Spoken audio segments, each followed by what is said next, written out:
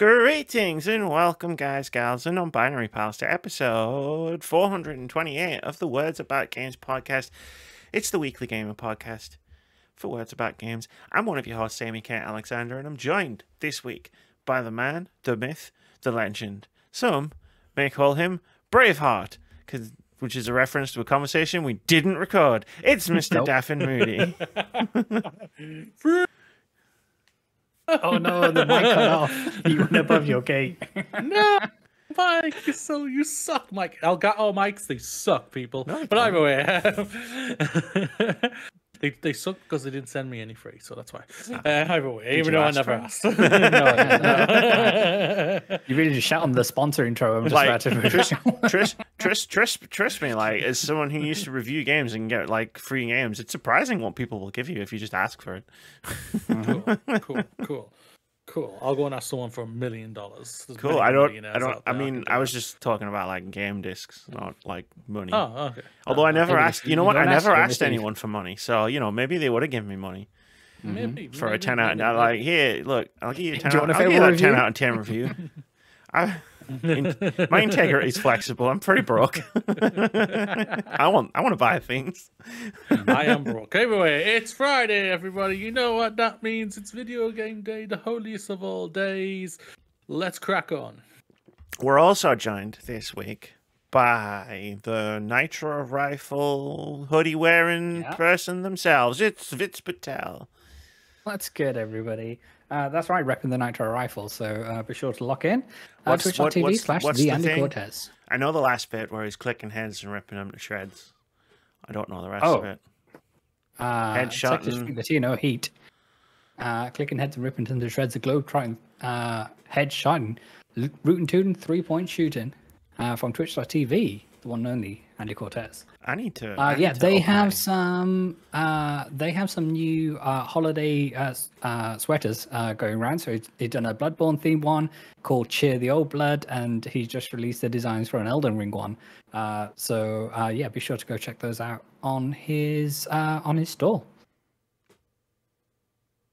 Cool. I really need to up my nicknaming game. I think with you two. As in one for you, or nicknames you give to other people? No, like, introductory nicknames. Like, I gave Moody one of about 33 at this point. Like, we've known each other that long, and is it too late to call him the 33-star champ? He never wears the 3-star champ T-shirt again. Maybe that's because in Fantasy Critic I'm about to be the 3-star champ, the only 3-star champ. But I feel like I should have champion, that T-shirt. But as champion of Legally Distinct 90s game shows, I think there's another title you should have as well. So, Star Stealer, the Star Stealing 3-star champ. It's Mr. Daffin Moody. Be awful if she was still salty about it, chat. Would be terrible. Yeah, I don't have a chip on my shoulder. Not at all. Not at all. How's everyone? Yeah, I'm good. I'll just say yes. Yes. I think that's a good answer. Yeah. This week. I'm tired, man. Like, today was the first day in 2 weeks where I have been able to do nothing. Doing nothing is underrated. I will say that. I mean, I was doing things, like I went to the doctors and they sucked my blood out of my arm. Oh, you want to see a vampire? Yeah. Really nice, though. Did she step on you? No. Oh, that's a shame. No, it's the NHS. It's not. I didn't go to a castle for this service. I just went to a GP. But yeah, like, because obviously, like, with the weekend traveling to Moody's and playing some video games. You better check to see if you got a disease since you left me. I wasn't checking to see if I have a disease. No, the vaccinations. I just roll those dice. I just roll those dice. Like, see if those licks from a door are just were contagious or not. Those licks from a door are intense. Like, incredibly intense. But no, yeah, we played. This isn't a reflection on how much I enjoyed my time at Moody's.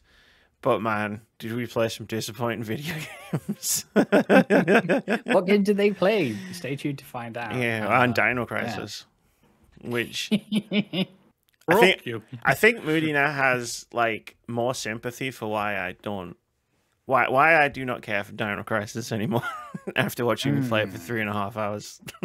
Oh, I also don't care what your opinion for Dino Crisis is. If you don't like it, you don't like it. I'm never going to criticize you for that. Yeah.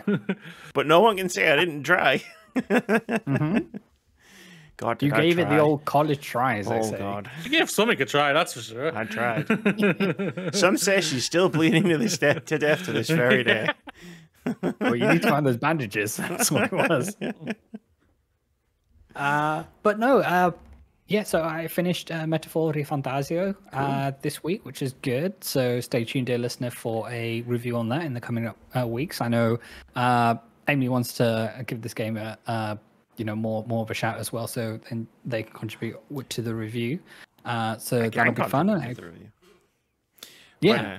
Let it sit for a bit. Let it marinate a bit. Yeah. Let it percolate. And then, finally got around to picking up Echoes of Wisdom, the Legend of Zelda game. So, we're looking forward to jumping to that after, I think, a little break. It's one of these things that after you finish a really big game, you need like a couple of days to decompress and before you jump into what apparently is another like 60-hour game. So, yeah. Yeah, it's about 16, 18, 20 hour long, this bloody game. And I was just like, by the time I was coming up to like hit the wall, I hit the wall with it where I was just like, I need to return it because I want Life is Strange and everything, so I had to return it. So I was just like, yeah, let's get this returned. I need to do this. I need to get Life is Strange. Sad trumpet noises.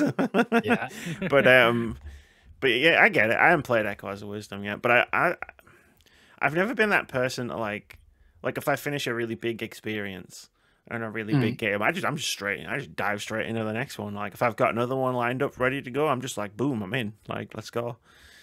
Take me somewhere you really used to do. That's what I'm used to. Yeah, I'm used to that, right? Yeah. Like, Yeah. But now it's for me. It's not for like the deadlines or like the content or whatever. It's like but it is just like I think it's a holdover of being able to just like switch tracks like instantly.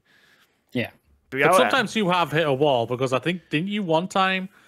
I think you did Spider-Man and like Assassin's Creed like back to back, and I think that even you said that kind of broke you a little bit because it was like, what Spider-Man's like a good 30-hour game, 30-hour game, and that as well. And Assassin's Creed, if I remember right, Assassin's Creed that year was Odyssey, and that was Odyssey's like 80 plus hours. Yeah. That, I didn't get all the way through Odyssey. No, she did not know. But I had it early. You did, which is why the timing was weird. Yeah, to your point, it's nice to let a game sit with you and percolate for a bit before you just get something new into your eyeballs, kind of thing. So yeah, it's nice. I think part of it comes down to the fact that when I'm playing a game, like I'm always taking notes, like of things that I liked or things that I didn't like. I've got my Silent Hill 2 notes open right here, unless it's like I'm sitting on a couch with Moody sitting next to me, and we're just like. It's a social thing. It's like I didn't sit there and take notes. Yeah, it's like we were chatting backwards and forwards. But like, and then like I've done this spreadsheet this year where it's like I'm logging all of my games and hours and stuff, and I've got a little notes thing where I just write what I thought about the game, which helps keep it in my memory. But also like I suppose I'm doing that decompression like separately, right? Or like where I'm writing things down, and that's like that's the marinade for me. And it helps me remember games because I am famous for remembering things. But no, it's cool. It's weird though because in terms of like games, like obviously I got Dragon Age, and I always said to myself, I'm gonna finish Silent Hill before I play Dragon Age. Like new era, new Amy. It's like I don't care if that's the cool new hot game that everybody's talking about, and we'll finish the game that I'm playing and enjoy it before I move on to the next one. But like the end is coming up as far as Silent Hill 2 is concerned. And I just like and this isn't a thing about like the quality of the game or reviews or like what people are saying and everything. It's just like I don't have the will to play Dragon Age right now. Like it's not interesting. It's not Dragon Age's fault. It's more just like I think about like it's like a 50-60 hour RPG, like, the conversations and the action, like swish gameplay. And I'm just like, I don't have that in me right now. Yeah, you definitely need to be in the mood to do it, because otherwise I think you're doing yourself and the game a disservice kind of thing if you try and force yourself to play when you're not in that mental space. And like we think back to the beginning of the pandemic when The Last of Us 2 came out. And it was kind of like everybody was in lockdown and people was like, maybe I don't want to be playing a game about, another disease that's ravaged the planet. Viral outbreak that kills everyone on the planet. Exactly. It's one of those. And bit close to home. You definitely need to be in the right headspace for that. And I think in these continuing unprecedented times, you need to look after your mental health more than anything. So yeah, rather than trying to force yourself to play an experience because it's the new hotness, then that's the right call. However, if you are playing Dragon Age the Veilguard, the day of recording, this is N7 Day, so merry N7 Day to all who celebrate, and you can get a Mass Effect theme armor set for your Rook character. So feel free to, knock yourselves out and get that armor if that's your jam. Yeah, I think I'll get into it. I think when Moody starts playing it, I'll start playing it. I think that'll be the trigger for me to be like, oh, I'll play this. Dragon Age. But like right now, I'm just like I'm scratching around, like what do I want to play next? Like I've installed a bunch of stuff on my PlayStation, like just in case, like things where I'm like, I could see myself like getting into this and all that, and scrolling through my PlayStation library and being like, wait, I own that? Yeah. Seriously? I was still reeling from today from seeing a PlayStation 2 title that's currently listed at £430 in our local CEX. Were you impressed by the fact that you posted that image in Discord and I immediately was like, this is why it's £400? Yes. So for context, I saw a copy of Rule of Rose, which apparently mint condition, like still in the cellophane wrapper and all the rest of it. So apparently there's a backstory to this about the game being banned and such. But yeah, I was just taken aback at seeing a game listed, PlayStation 2 game listed for £400. You can get, even just PS2 games. Like you can get more expensive PS2 games. This is why we need them. This is why we need publishers to release their old games on PlayStation stuff for £12. We were having the conversation about the Resident Evil 4 chainsaw controller and how it's not unreasonable ask for £200 for a controller for a peripheral, but like the what was the survival horror made by From Software we were talking about last week, and it's just like £550. It's like that's an unreasonable ask for a game disc. I'm sorry. I get that, and yeah, obviously we had that conversation. I think there's a slight difference in knowing that that's out there and seeing it in front of you, like one of these kind of unicorn titles. And you're like, oh snap! But yeah, so that was the thing. It's funny you mentioned that. We mentioned the Resident Evil chainsaw controller. Last week's podcast because I saw one over the weekend. Where the hell were we? I remember we saw because saw what? A Resident Evil 4 chainsaw controller. The big orange one, orange red one. Was it in the CX in Hadley? In Manchester or in Hadley? We saw it somewhere because Manchester. I even remember pointing at it and going, "It's the Resident Evil chainsaw controller." Manchester. I'm pretty sure it was Manchester. I was definitely with someone. I don't say these things out loud to no one when I'm by myself. So.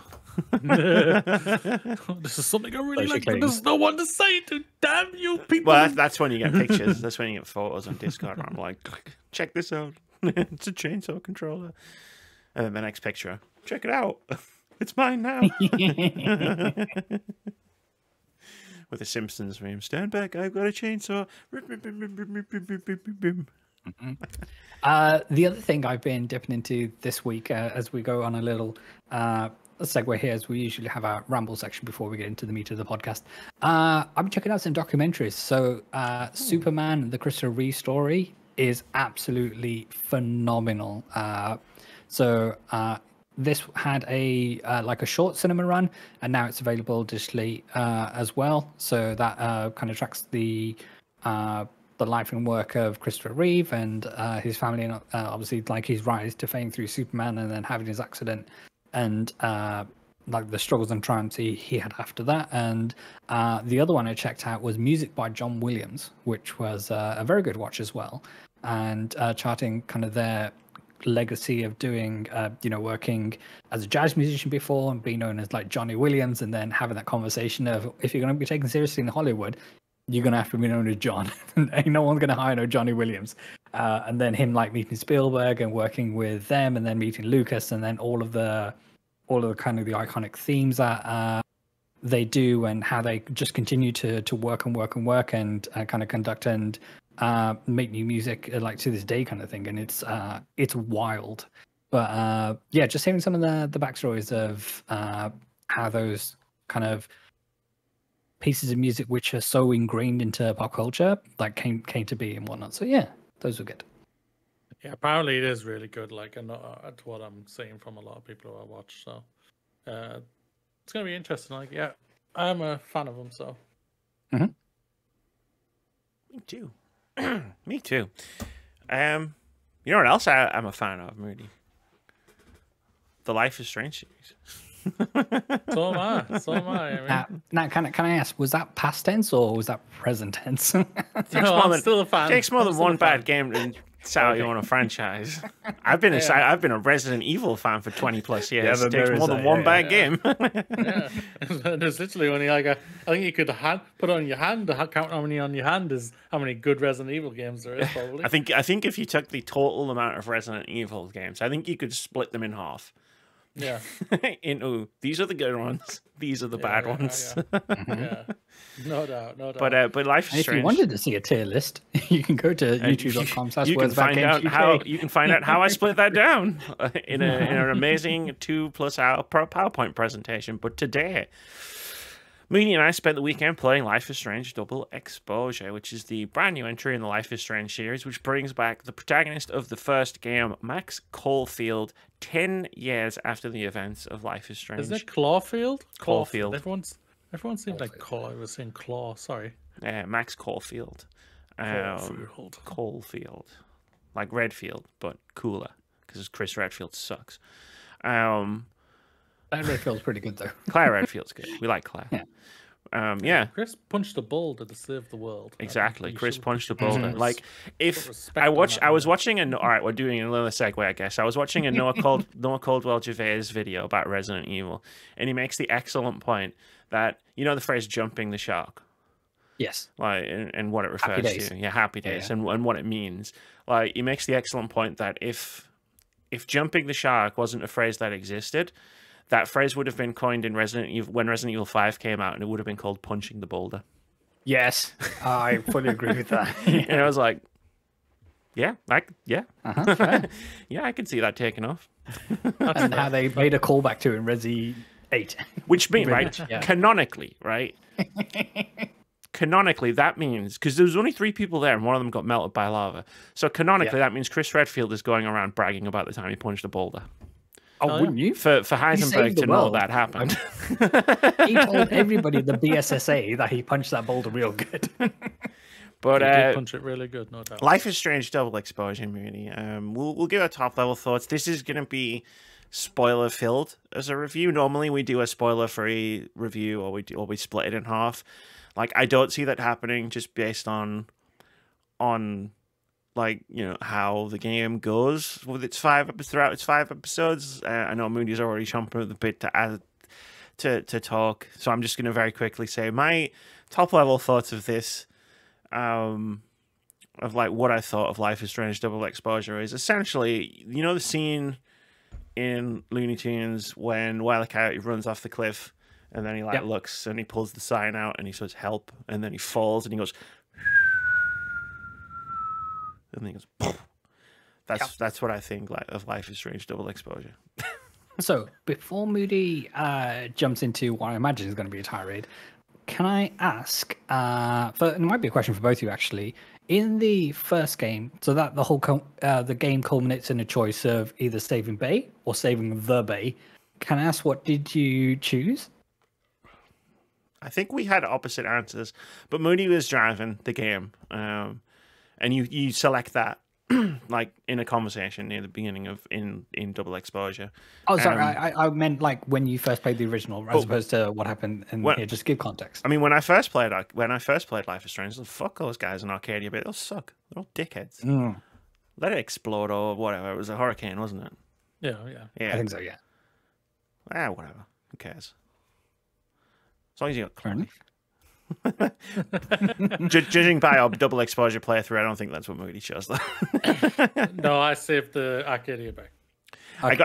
I have to say, But if we'd gone with my choice going into this game, and I've heard like what the difference is, because basically is Chloe alive or is Chloe dead in double exposure, I would have probably been even more disappointed with double exposure than I am. So Moody's choice to save Arcadia Bay actually saved me from even greater disappointment. Yeah, I know what they've done as well as that, and it really doesn't. That doesn't really go well with the character in general, or anything like that. My thoughts, my basically just simple thoughts on this game is that it is an absolute mess of a game that has plot holes galore. There are some good ideas and there's some decent characters in here, but it's just completely ripped to shreds by that last episode. Like, for me, the last episode completely annihilates the game overall. I think overall, the game is flows. Well, it's hard to say that. I think the game flows reasonably okay, especially like in the first two episodes. Like, sets everything up and you're going along with certain things. And then something happens in the third episode, which is just, what the hell? Which is completely forgotten about. They talk about it in text, but like by just anyone else, nobody talks about it whatsoever. And like, I feel for that character, even though he was a douchebag. It's just like, what the hell? I have questions about that character. We'll get back to it. Yeah, and then the big reveal happens at the end of it, episode 3, which I actually think is a really good reveal. I think it's actually pretty smart to actually do this type of thing, what they did. And I think overall, when that all kicks off and things to start lining up in the place for me in my head, where I'm just like, oh, that now things are starting to a little bit make more sense, because I never actually thought, oh, they're gonna do that thing. I'll get more into it when I go full spoilers. I'm just giving my general thoughts. And then when the 5th episode comes around, and because of a choice that Max decides to do, it completely it breaks the story and makes the game nothing but full of plot holes. I just want to highlight what Moody just said is one of the greatest problems with double exposure, in that because of something Max chooses to do, not you choose to do as the player, something that Max chooses to do by itself in a choice-based narrative game. That was going to be my question, whether you had any agency as to you don't have the choice. Max makes a lot of choices in this game for you. yeah, and then the fucking the last episode, like the ending's bad, the last episode's bad. Like to go through it properly and not do my Looney Tunes joke, it's like it's. For like the first like 2 episodes, I would have, like, if it had kept that quality for the first 2 episodes through the whole thing, I would have called this not a terrible Life is Strange game, but probably, and having not played 2, like the weakest Life is Strange game. Like, I would have been like, it was okay. It had some moments, it had some ideas, didn't really execute on its main gimmick, which was the split timeline thing. But then it starts falling to pieces for me in episode 3 into episode 4. And I think the reveal that Moody's alluding to in episode 4 was so well done. I think it momentarily made me forget that the story of the game was disappearing up its own arse for a while. And then you get this amazing scene to kick off episode 4 or 5. I can't remember which one. And then you like cut to the next scene in the story, and it's like the storm has hit Arcadia Bay and it's all shredded and flying apart. It's like, and then from there it's just a catastrophe for me personally. The final episode completely destroys the game, destroys the story. Yeah, so for me it's interesting. So obviously this game had a tenuous release in terms of the first 2 episodes I forgot to mention that. Thank you for bringing that up. The first 2 episodes being available early for those who splurged out for the Super Ultra Deluxe Turbo Championship Edition or whatever it was, and then Triple a lot of championship. outlets decided to do previews based on those kind of thing, and it seemed to be received relatively well, kind of thing. Like people were digging what they were putting down, what they were alluding to. They were in for the ride. So to hear that it kind of crashed and burned, for want for a better word, so hard is surprising to say the least. But yeah, I think if that's the end of our top level thoughts, then let's get into into it. Much like the game itself, I have a feeling the rest of this discussion is going to be a bit of a mess. It's spoiler time, folks. Do the backflip. Get away from your device if you do not want to hear Life is Strange double exposure spoilers, and probably Life is Strange 1 spoilers, and probably Life is Strange True Colors spoilers as well. Oh yeah, everything's on the table. There is time stamps and time codes wherever you happen to be enjoying this podcast. So yeah, if you are sensitive to these, then be sure to skip ahead to the next section. So Moody, basically, I choose you. Go. Oh, you definitely want to let him go first. Trust me. I was with him when he finished the game. You definitely want to let him go first. I won't lie. Like if we recorded this the day we finished this, Jesus. Imagine if we streamed the game. I kind of think we should have. I won't lie, hear me. I do believe we maybe should have, but because I think it would have been absolutely fucking crazy Comedy and gold. laugh at the same time. Comedy gold, yeah. But we got that from Dino Crisis from you, so it's all right. We saved it in the end. So I want to try and like just put this in the best way I can. So I've said to you guys off stream, but off recording, I'll say it to the people who listen. So I've set this up basically from my own thoughts of the good, the bad, and the absolute batshit crazy in sections of how I wanted to, not how I want to talk to things, so just things that I feel were good, bad, and so if you go crazy. If you go bullet point by bullet point through each category, and then I'll jump in to add my thoughts to this. I think that might be a good way to structure it. Yeah. Well, the first one is the simplest one. Is overall that it was great to have Max back again. Max Caulfield was a fan favorite out there. I think she's a great character from the first game alone. Like first game alone, I think is really good. I'm a massive fan of that game. I love Life is Strange in general. I've told everyone my story of my love for True Colors and everything. I won't go on that again and everything. But yeah, even though it probably is going to get brought back up in the batshit crazy part.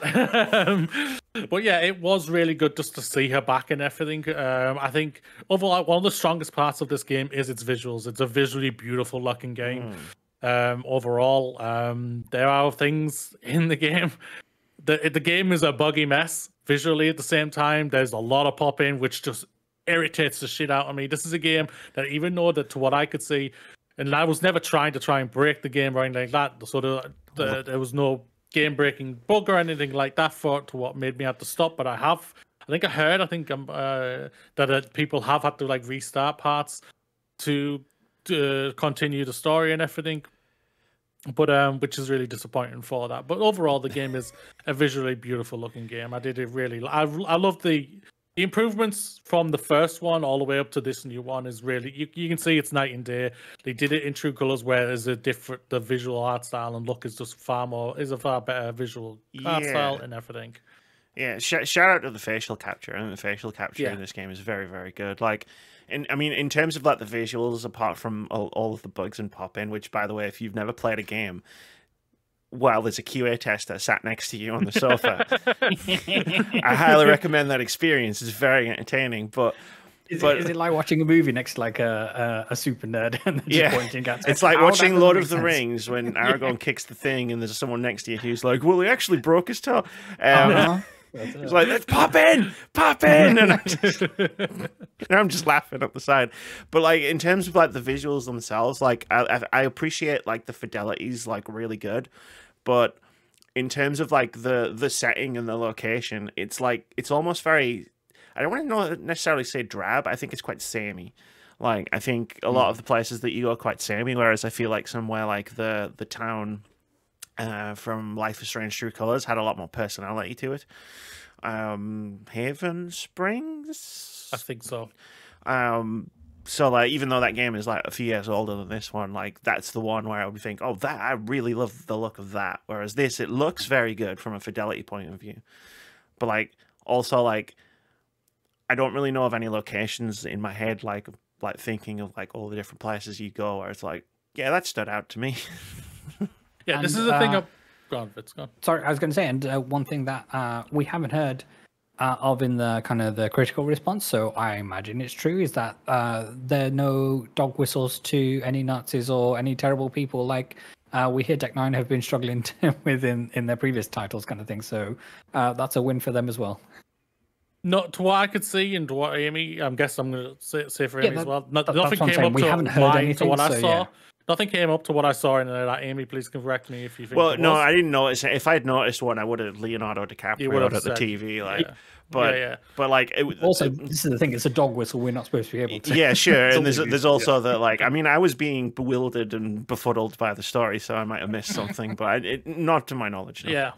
The thing is, though, I think that hurt the game at the same time. Not like you should never have Nazi stuff in the game whatsoever. That's a pro tip. Yeah, but 0 out of 10, you can't punch a Nazi. No, it's what it is. I think this is that's happening, and the person who was trying to drive this stuff forward and everything, just even if it was for story purposes or whatsoever, I think because they were trying to get that out, I think it's hurt the game. I think that's long term has hurt the game for it. But obviously, I don't know much about it, so I'm only going off what obviously we've read and everything. But for me, I think it's if they have decided like we have to get rid of this stuff and everything, which does seem like that's what they were trying to do.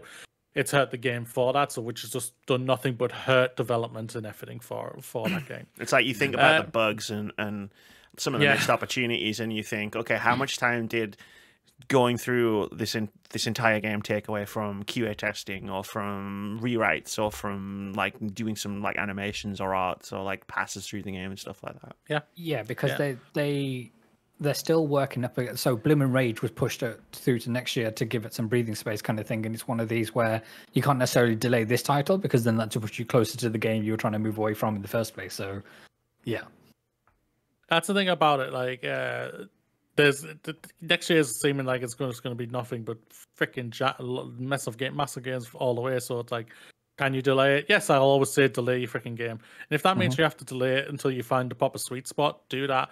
But at the end of the day, in a capitalistic freaking society, no company's ever going to do that, sadly.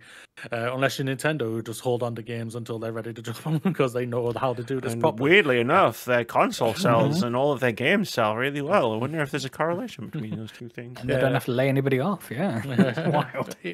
But yeah, but the worst thing is about it is that even though this is a visually beautiful game, Amy is spot on. Like when it comes to just the level design itself, it's lazy and boring. It's a school and it's not that great. It's one note and there's only a couple of places and everything where you can go. A bar, the Overlook, and then chapter 5. But for context, this is a college. Chapter 5, yeah. For context, this is a college, right? It's not like a high school. And no, it's a college. It's a college. Yeah. We'll get into the college thing in the bad section, I'm sure, because like there's some questionable things going on between some of these people and the status of these people and who they are to each other, and it's a bit of a mess. We'll just say that. Yeah, no doubt about it.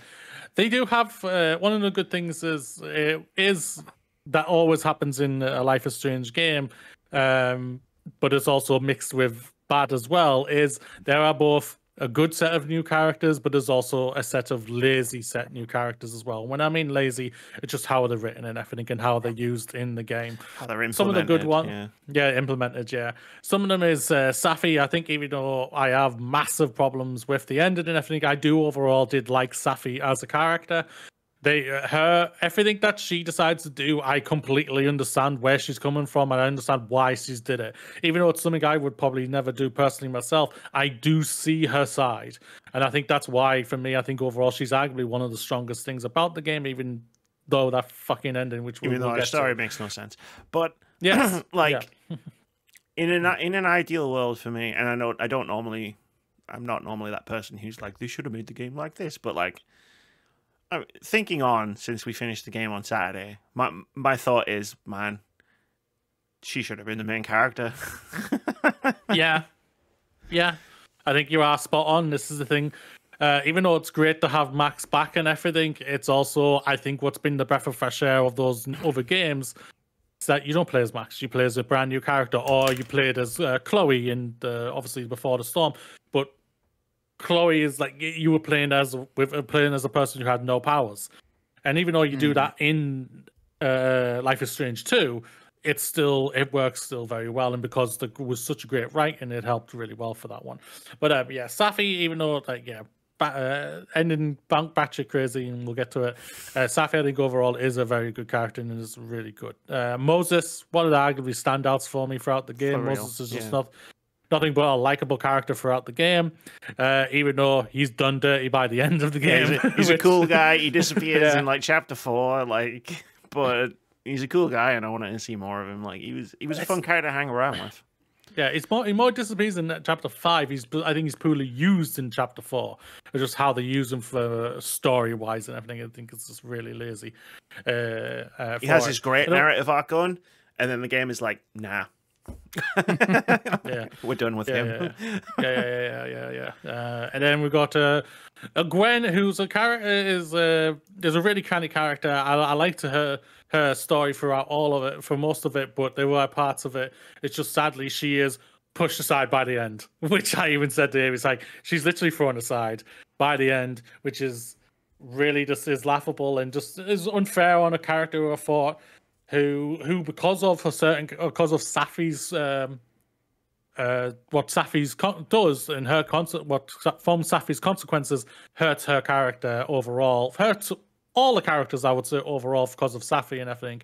Which is, I can see if anyone comes out and says Safi's a bad character, I do get where they may come from that, because she overall hurts pretty much every character throughout the entire game for her own selfish reasons. But again, I understand her reasons for doing it. This is the thing about why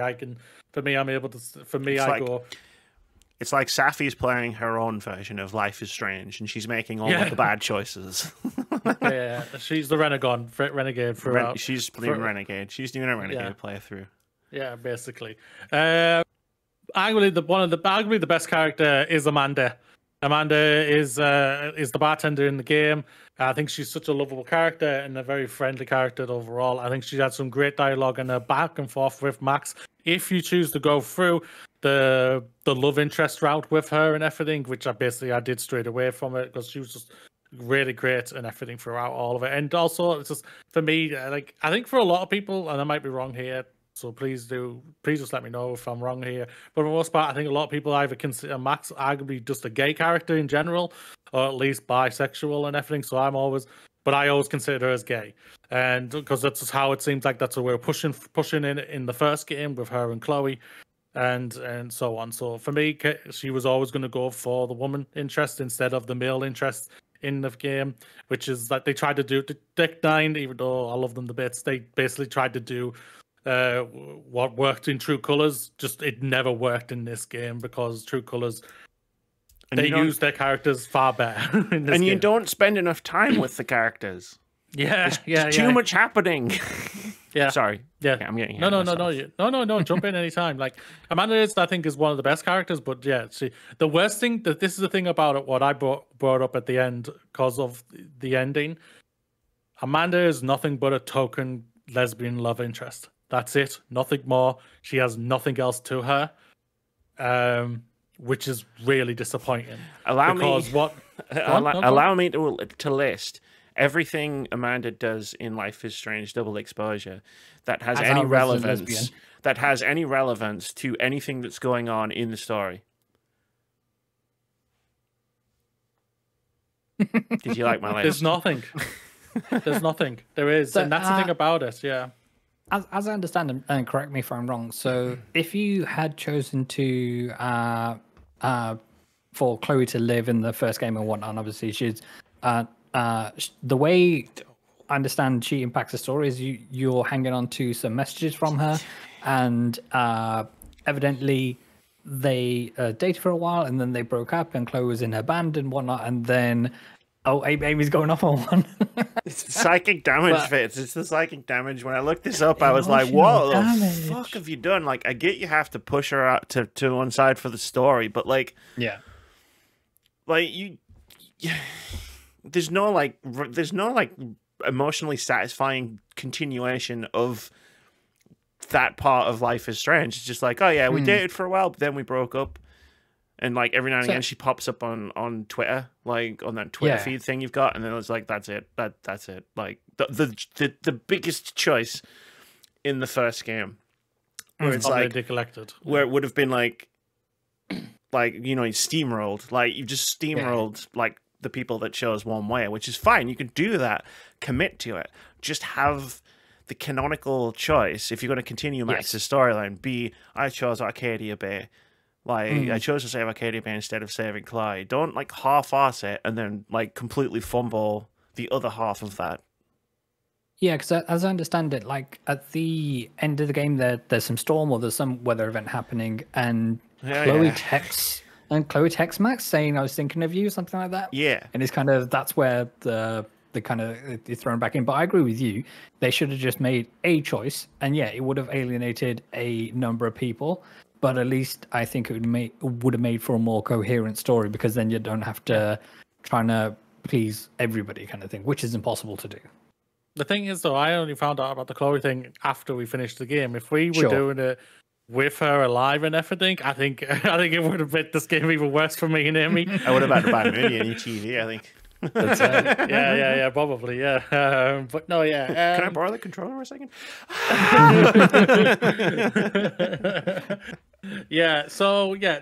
But then there's some really lazy characters in it, which is just poor and just doesn't work overall, which is just disappointing. One is Lucas. He is just there.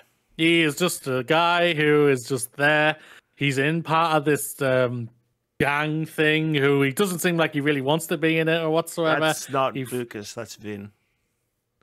Apparently, the guy who's in the secret society that has absolutely no bearing on the story. Oh, yes, you're right. Lucas is the freaking teacher. Lucas is the antagonist. Yeah, he's the quote-unquote antagonist. Yeah, forgot him.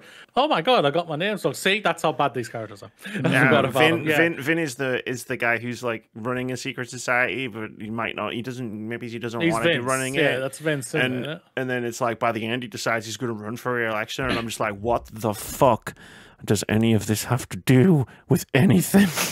Yeah, the thing is, Vince is the other love interest throughout the game and everything. If you choose to explore that, and his scene where it's like you can kiss him or not, and you do the smash or pass thing, like, you know what? It's a good scene. It makes it worse. It's really good. It makes it worse. Yeah, because there's moments in this game where you go, you're as a Life is Strange fan, you're like reminded of how good this can be. Yeah.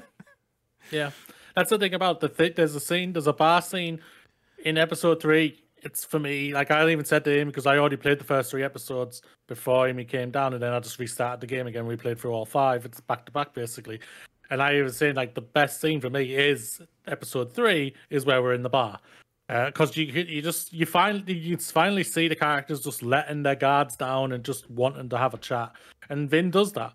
He does that, and he does that in a way. It's just like the worst thing about it is, even though Vin is arguably the one who connects with the story the most because of what happens to him further down in the story, where like it's good, and that's where arguably it makes him arguably. It's weird how to say this, and I don't know if I'm going to say it correctly here, but he's arguably potentially for story-wise, he's arguably the stronger choice for the love interest, because, like I said, Amanda is nothing but a token lesbian love interest. That's it. She does nothing for the story. He does stuff for the story throughout the entire game, even if you don't agree with any of his choices whatsoever. And that's what makes it difficult to, like, say he was a good love interest, because you just don't really agree with him. You don't side with him on that stuff, so it's really weird to say he's a good love interest, but because of what he does and how he impacts the story, he's arguably the better choice overall, which is, again, just not great at the same time for it. He's incorporated into the story. Yeah. The other one is Victoria, the podcaster. I believe I got this one right. Loretta. Oh, swing and a miss.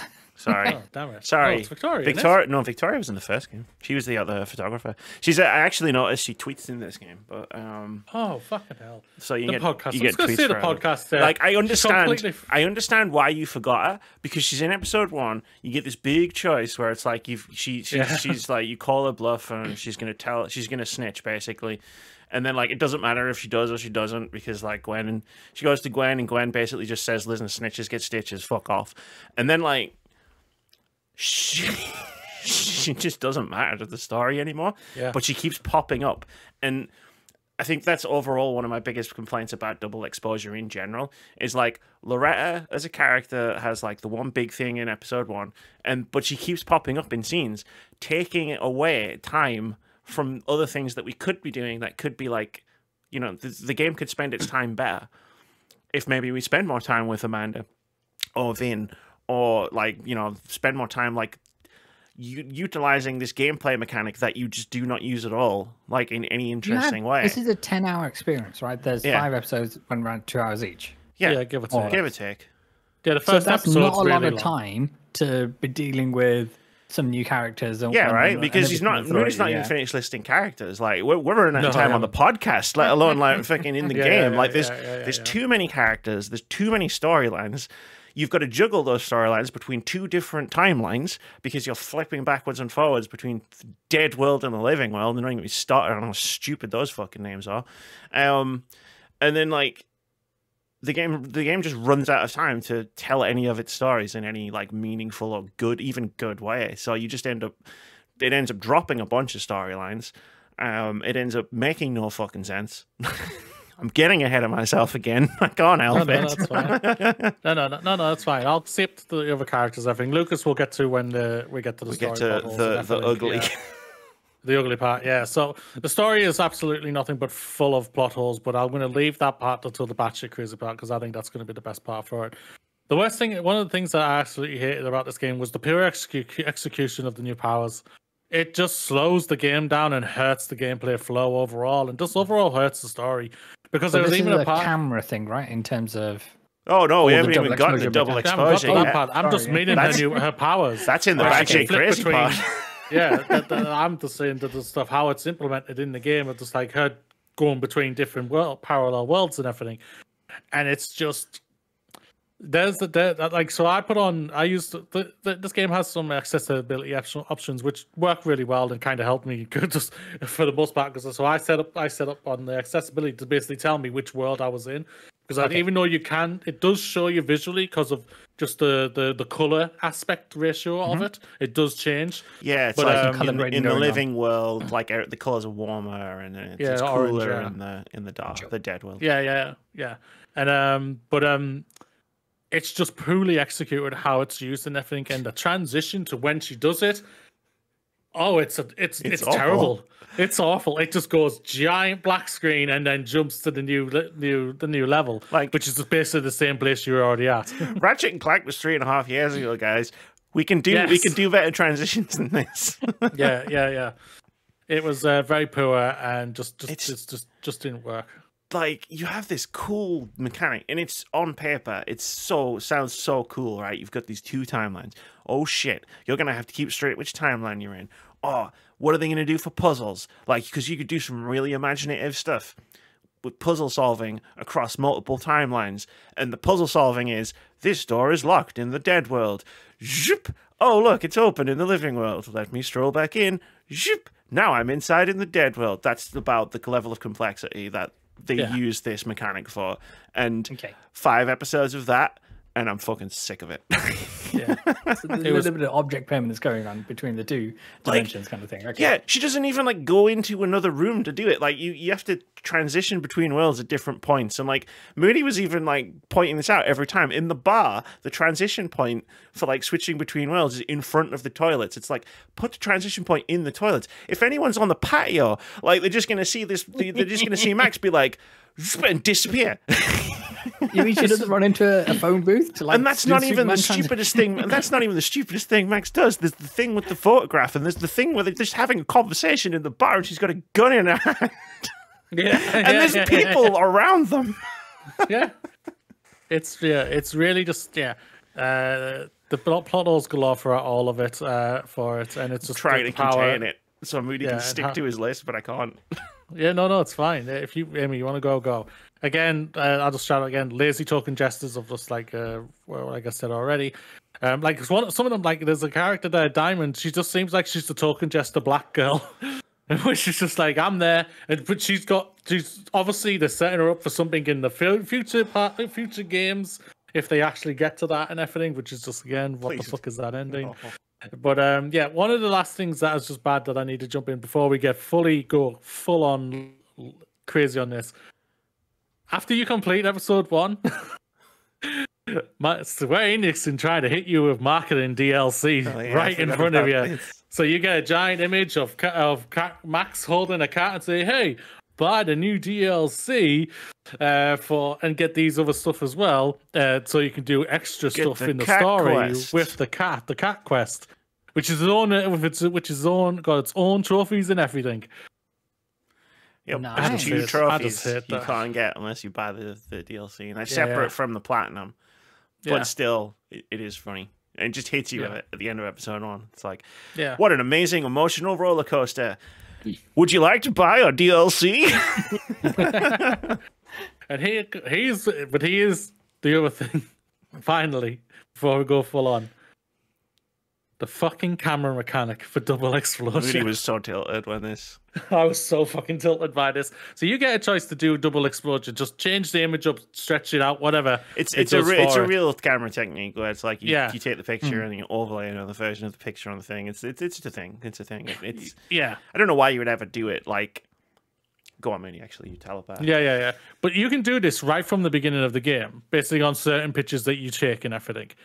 They don't talk about this mechanic until the final episode. The mechanic doesn't become relevant to the gameplay until chapter 5. You can do it from chapter 1. If you take a photo, you can double exposure it for no reason.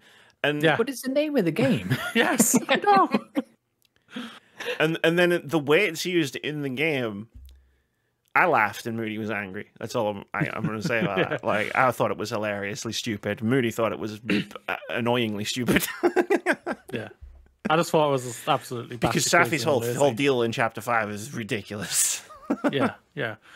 So let's go full in it. So Safi has powers. She's a shapeshifter in the game, which is a cool twist. I have no problem. It's a cool twist. I think it's actually handled really well. When Max and her actually have a back and forth, full-on conversation in episode 4, it's one of the best things. It's so good. Both got powers. How does that work? Yeah, because so it all comes about because like Max comes home, someone's broken in.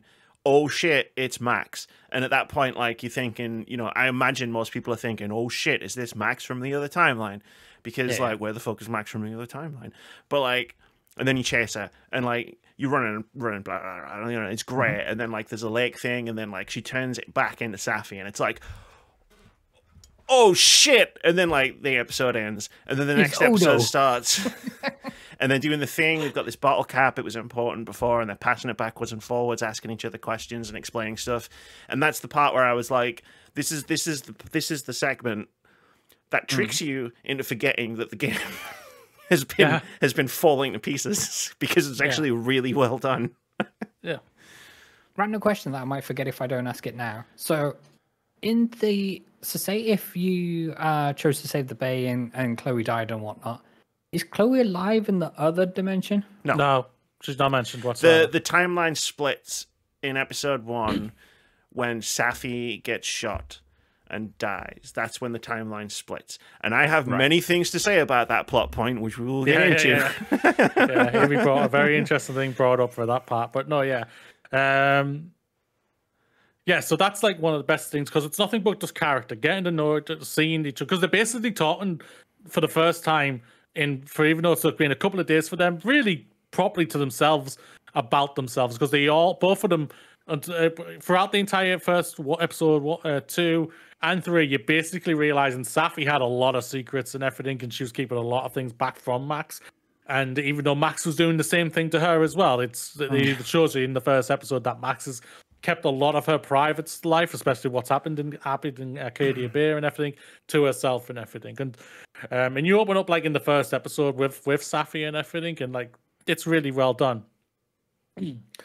For it. So obviously, like Safi, it's told from right from the beginning, first trailer. Safi is murdered at the beginning of the game after just hanging out with both Moses and Max. When you finally find her and everything like that, that's basically when your powers start to kick in again, basically, because she starts having headaches again. And then throughout, by the end of the episode, she has her powers back in a new, different way. By the time you get through all of that and throughout the game until Safi's reveal of the powers and everything, there's been like instances where characters have been acting different throughout all of it, and you realize when you meet Safi that Safi was them. Safi, so because she's been trying to find out what's going on and everything throughout on her parts and everything, find out like why is Max doing all of these things to try and help her without realizing it and whatnot. And then the big decision in episode 5. Oh, we're going there. Okay, cool. Okay, where do you want to go? No, it's fine. You drive. You drive. I was. You can butt in it's fine, anytime. because it's all. We'll get into it because it's time travel. We'll get into it. We're time traveling back from episode 5 to episode 1 in a minute anyway. Max has a decision to basically kill Safi because you find a photo into episode 2 that is basically Max pointing the gun at what is Safi's last picture before she's shot. Photo. There's a whole thing with the detective where you have to get the camera back and oh god, we'll get to him as well. You zip. You zip the telescope from one reality to the other reality, and the detective's like, what the fuck is going on? He's the only character in the whole fucking thing that sees something like that and has an appropriate reaction. Yeah, basically. Because he starts losing his mind. Yeah, he really, really does. Let's stick with him, because the detective, like, he's a douchebag throughout all of it. He literally basically racially identifies as Moses, basically. Yeah, he racially profiles Moses, profiles Moses, okay, because Moses is a black black man in the game. It's not subtext. It's text. It's right there. He's basically like, oh, I think it's your friend here because of these, because you know the reasons why. Basically, it's because he's black. It's like, really? That's your go-to? But unfortunately for Moses, he has the camera with the photo because he picked it up because he didn't want anyone seeing the photo, because they took a selfie like when they were hanging out. Yeah. And you get it back using your powers, and again, it's so fucking dumb. Like, and then like in episode 3, you know, because Moses sees the photo and he's like, you fucking killed her, and at this point, any sane person is like, damn. Yeah. Alternate reality Max must have fucking shot Safi. What the fuck? Yeah. Even though there was, and then it turns out there was no alternate reality like before that moment. And so it's like, what's going on? And Max time travels for the photo to go back, and it's her that actually happened. And you think, this is kind of dumb. And then the game is like, hold my beer on that twist. But it really is. Then at the end of chapter 3, the detective turns up at the Overlook, which is where Safi got killed. Yes. And Max and Moses are there, and Max is trying to explain to Moses like everything. Like, look, I have these powers. There's 2 timelines. I don't know what the fuck's going on, but like I'm trying to figure it out. I'm not like a monster, etc., etc. And the fucking alderman guy, the detective, turns up and rightfully is pissed because he just saw a telescope disassemble itself, and like he knows Max is involved somehow. And then like, I don't know what the fuck is going on here, but the detective from the other world is like an echo through the timelines.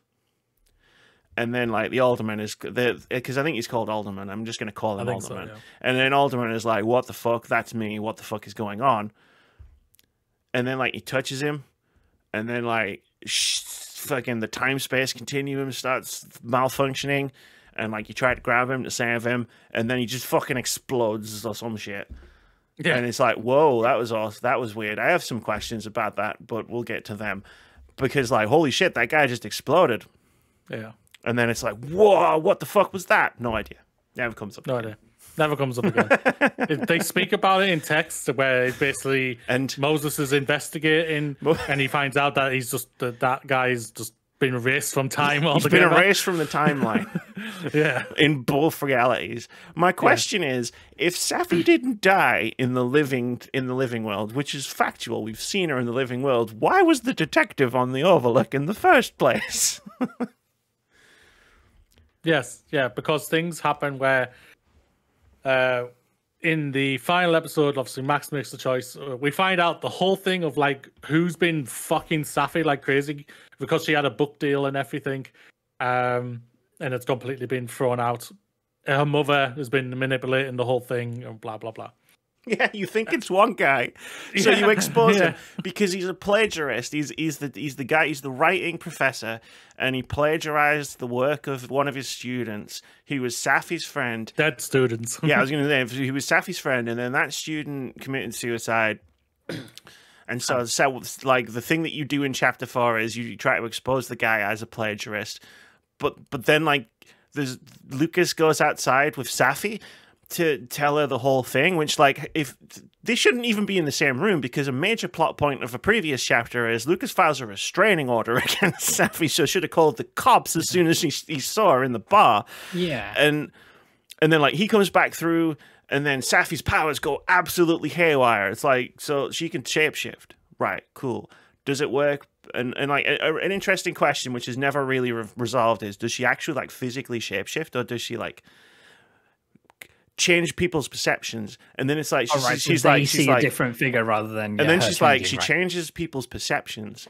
But then, like, earlier in the story, she got Gwen fired from the university because they have video evidence of Gwen dealing drugs to students, which was Safi shapeshifted. But if Safi's power is to change people's perceptions and not physically change into somebody else, how the fuck do they have a video of that? Because the video would just be Safi dealing drugs to anyway, yeah, the camera can't. The camera doesn't have a mind of its own for it. The camera doesn't have a mind for it to even manipulate. But that's even that's tangential, because then she starts, like, she runs off to the Overlook, and she starts, like, affecting everyone in town. Like, everybody in town is, like, getting the headaches, and they're saying the lines that Safi's saying to her mother up on the Overlook, and I'm trying to hold on and be like, there's got to be an explanation for all of this, right? So she's what, Professor Xing all of this, is in just trying to basically, unintentionally, because she's having an extreme emotional reaction to finding out her mother was responsible for killing her book deal. Because her book of poems, reactions are how X-Men are formed. Her book of poems was basically all about how Lucas plagiarized the student who then committed suicide. Also protected Lucas, I believe, while her friend died. And was protecting Lucas because she didn't want a scandal for the university. So they get up to the Overlook. Max gets up to the Overlook. There's an argument. Safi shoots her mum. It's not important or relevant to the story that her mother gets shot. And then the storm starts again, like Life is Strange 1. And you think, holy shit, this is it. This is the thing. Safi, like, is causing this, and Max has the gun, and Safi's like, "You're gonna have to shoot me, man." Like, and Max is just like, "Nah, fuck that. I'm gonna make a different choice this time." Throws the gun away. You do not choose this. Grabs Safi and jumps into the hurricane thing, and you spend the rest of the chapter going to different locations and finding the characters who now have the memories of both timelines in their heads, but also Safi inside them, and that's how you use the double exposure mechanic. To get rid of Safi, you take a photo, and then you double expose it, and Safi's gone. It's the dumbest thing ever. Like, it's the dumbest way possible that you could do that. But, like, so if Safi got, like, Safi died in chapter 1. Yes. Max shot Safi in chapter 1. Now, setting aside the fact that you just caused a paradox by not shooting Safi, there's two timelines. Where's the other Safi? Because the Safi that you thought got shot didn't get shot. Yeah, she's teleport. It's the one from the living. It's the living world Safi. Yeah, that gets shot. So the dead world Safi never got shot in the first place. She just disappears. And also, there isn't another version of Max anyway. Silly question. There's a lot of silly questions in this game. The people who populate the dead world, do they need to be dead in order to pop up there? No, the dead world is just called the dead world because it's that's the timeline where Safi's dead. It's purely worded by Deck Even though that's not the version of Safi that's dead by the time you get to that moment in the game. It's the living world version that's dead, and the dead world version is just the dead Okay, world. so what this Taking a strikes to me vacation. as, from a top level, is that the actual developers and the people on the ground making this game would have seen all of these plot points, and I imagine they floated these concerns up towards management and says, look, we need more time to get all this shit straight because none of it makes sense. We've had to rip out all of X, Y, and Z because the other jabroni wanted to put these dog whistles in here. The story's all fucked, and then the management turned around and says, no, we need to this release date, and they was like, well, I ain't got nothing to do with it then. nothing else I can do. Well, ultimately, at the end of the day, the ending is that basically Max fixes it all and fuses the two timelines together. Right. So where there is where No Safi is alive consequences for again. anything. No consequences whatsoever.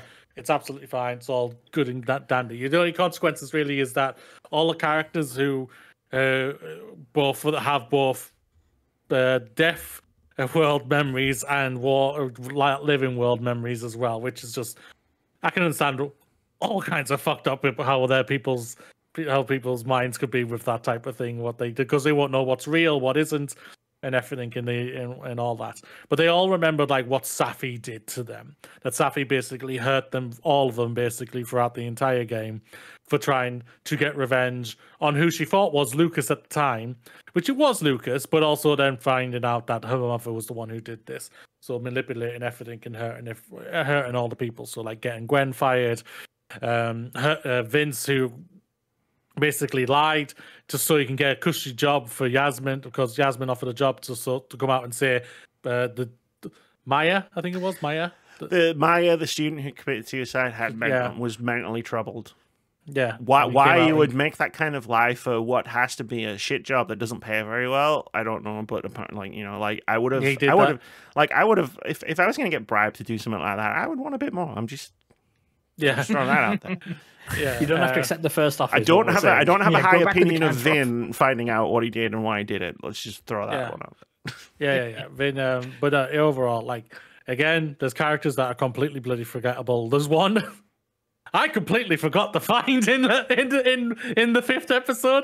Just walked past her. Apparently, she's there. She's there. And when we got to the end screen, 87% of people did not find her in the ending. Yeah.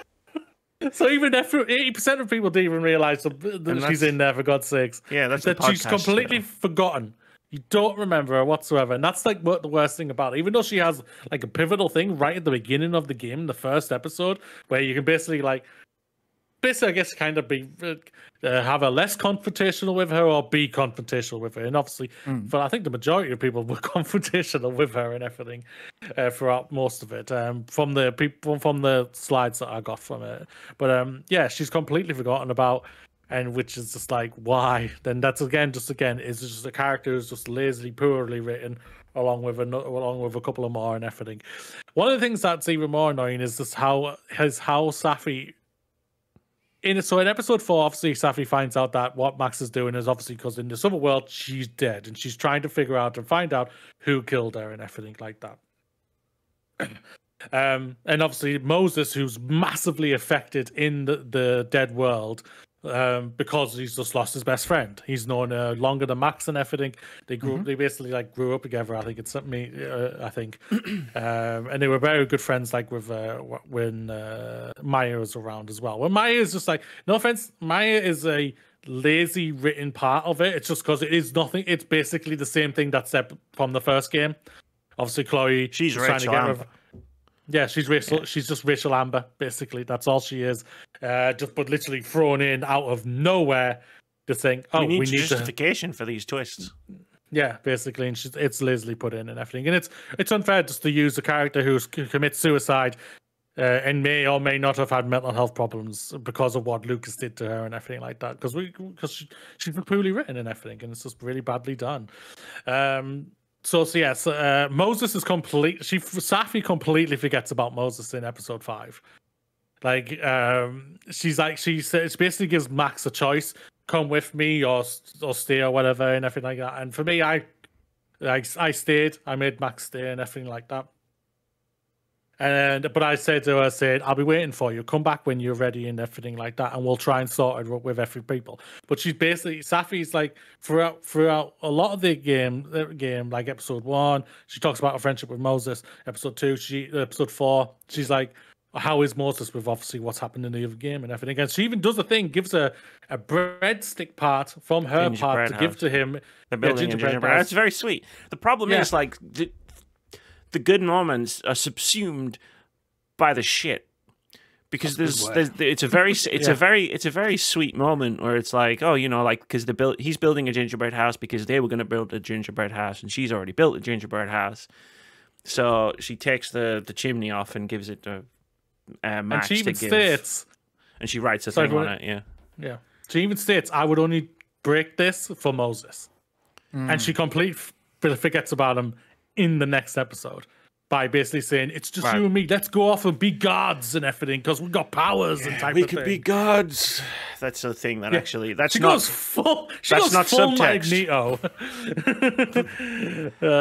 She goes full Magneto. Yeah, and then at the end, Max is like, I'm gonna stay here, and the credits roll, and Max Caulfield will return. No, it's not that. That's after it. Then there's an end credit scene. Yeah, I was gonna say there's Max, and then there's an end credit scene where then it says Max Caulfield. Diamond's nose is bleeding, and Safi is like, hey, do you want to be in my Avengers? So they're gonna do an Avengers game.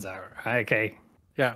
So my worry now is keep the fuck away from Alex from True Colors. I was going to apologize. Sorry, go near her. There, I accidentally knocked my microphone over when I corpsed.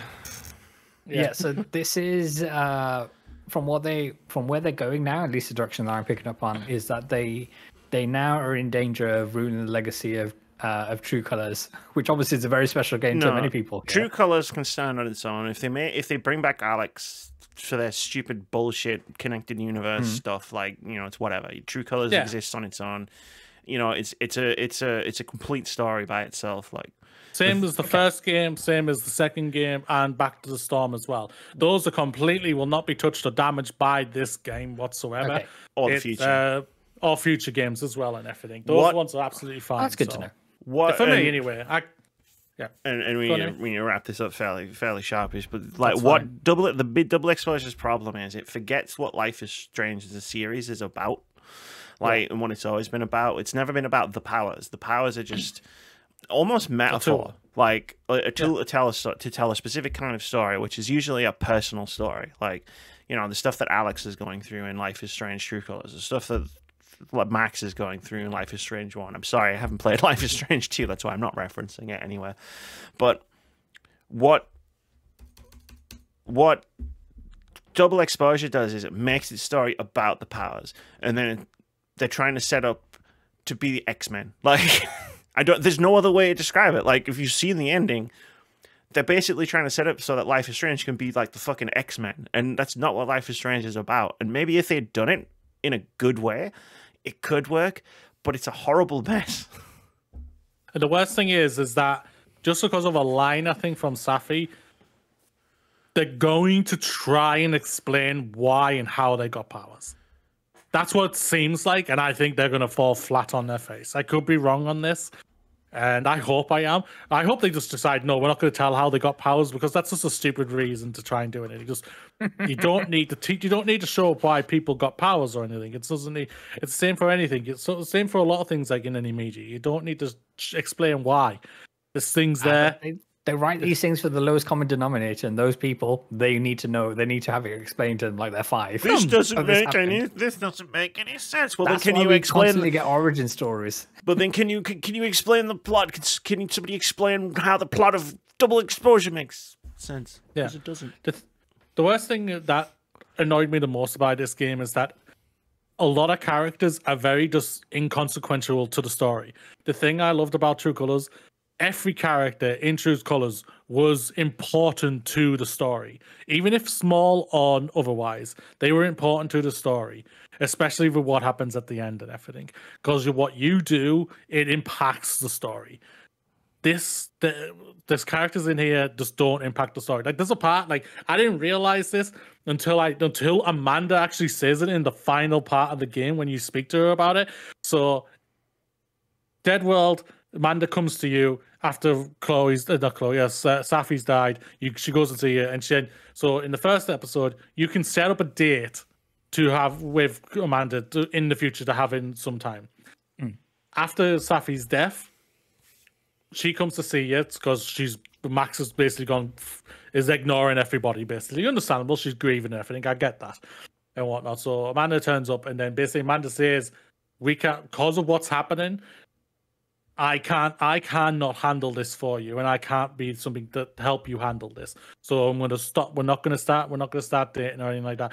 Really, Amanda's been very mature for the reasons, because Amanda's throughout the entire game is basically also says multiple times she's a person who also has gone through bad trauma, but also a person who's going through therapy at the same time.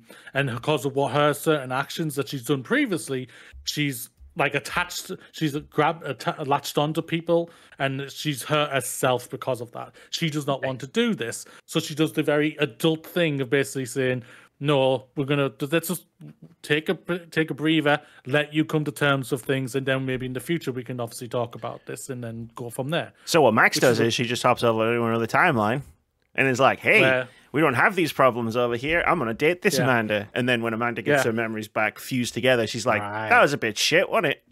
Yeah. And she calls you out on the shit. She does call her out, and fair play to her and everything for that. But because you don't find out they're going to fuse these things there until episode 5, I didn't think I was really doing anything wrong. I won't lie. There you go. I hold my hand up to that. And I think now... In my head, you were never supposed to find out. It's not even that. In my head, these are different timelines. And when we fix this, there's going to be 2 Maxes and 2 Amandas. And instead they're like, clump. He is like, and where the hell is the other Max? Right, we got to stop this because I'm just going around in circles at this point. That was our Life is Strange Double Exposure review. Mess of a review. It's as messy as the game was. Vitz, do you think you'll be playing Life is Strange Double Exposure at any point in the future? Heck no. Have you played any of them, may I ask? I have not, no. Oh, that's it. I think I missed that boat when they first came around, and then I never got round to it. And now at this point, I think it's a bit too convoluted for me to jump in. And if this is the kind of direction and quality level that they're hitting at the moment, I don't have any faith in Deck 9 that they're going to make their next title like appeal or kind of right the ship, for want for a better word, in terms of the people who these titles resonate with, kind of thing. So it's one of these where they potentially had something great and they're in the process of squandering it. But the worst thing is about it is that this is going to hurt Deck 9, and with how trigger happy companies are these days, I'm very worried about Deck 9.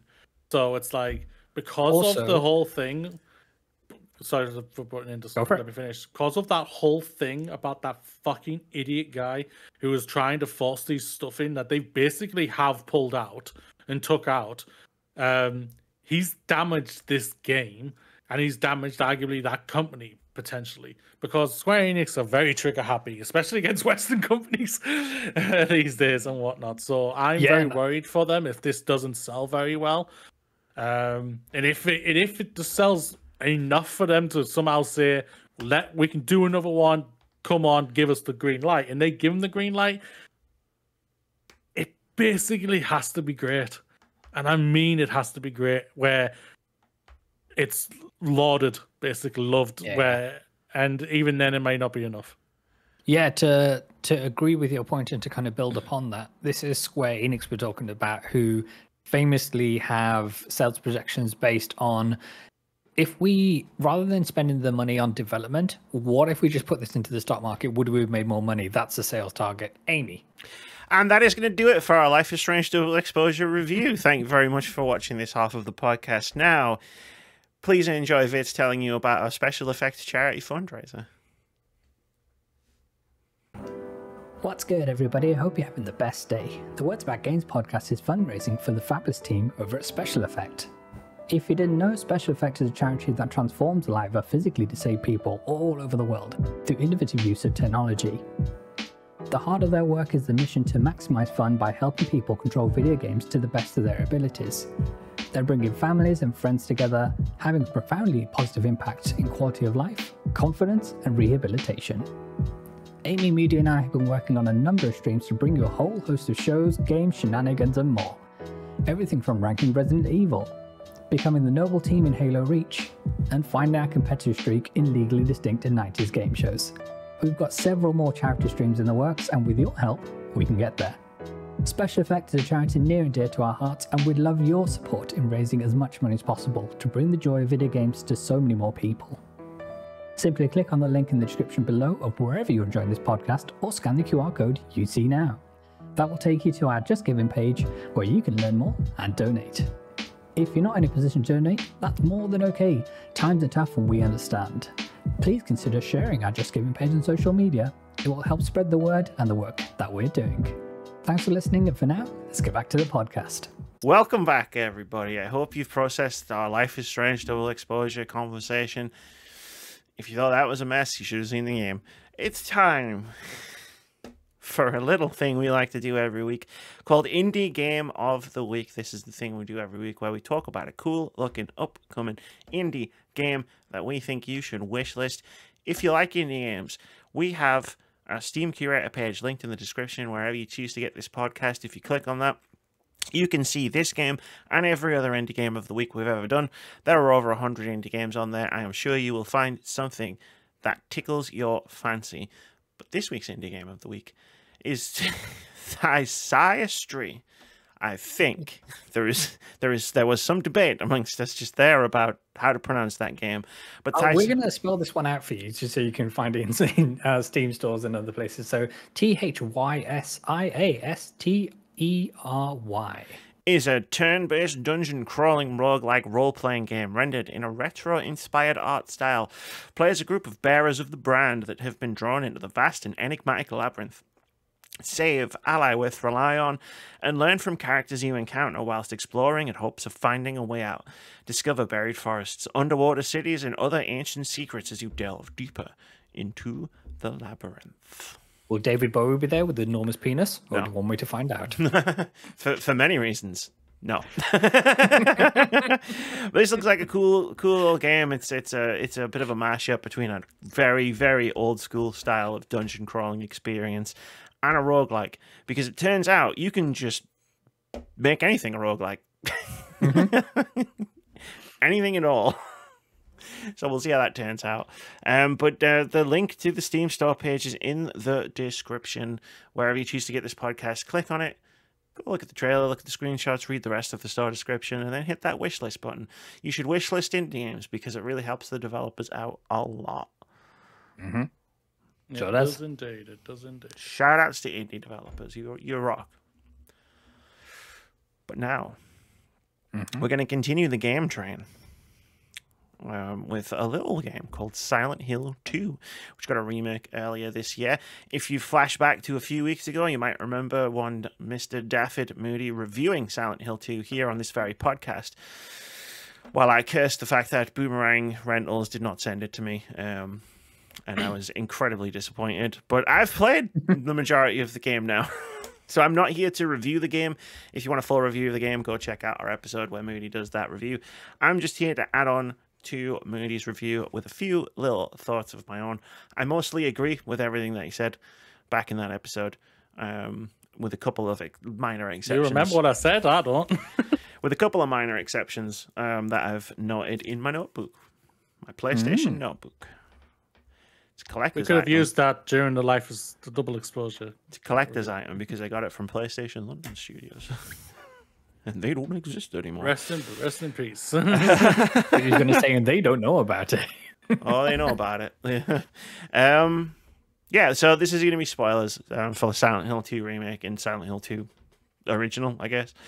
But yeah, just a few thoughts. Couple of quick ones. The thing that stands out to me most about what I love about Silent Hill 2 Remake, which, by the way, spoiler alert, I actually really love the game, which is a plot twist nobody saw coming in 2024, was the atmosphere.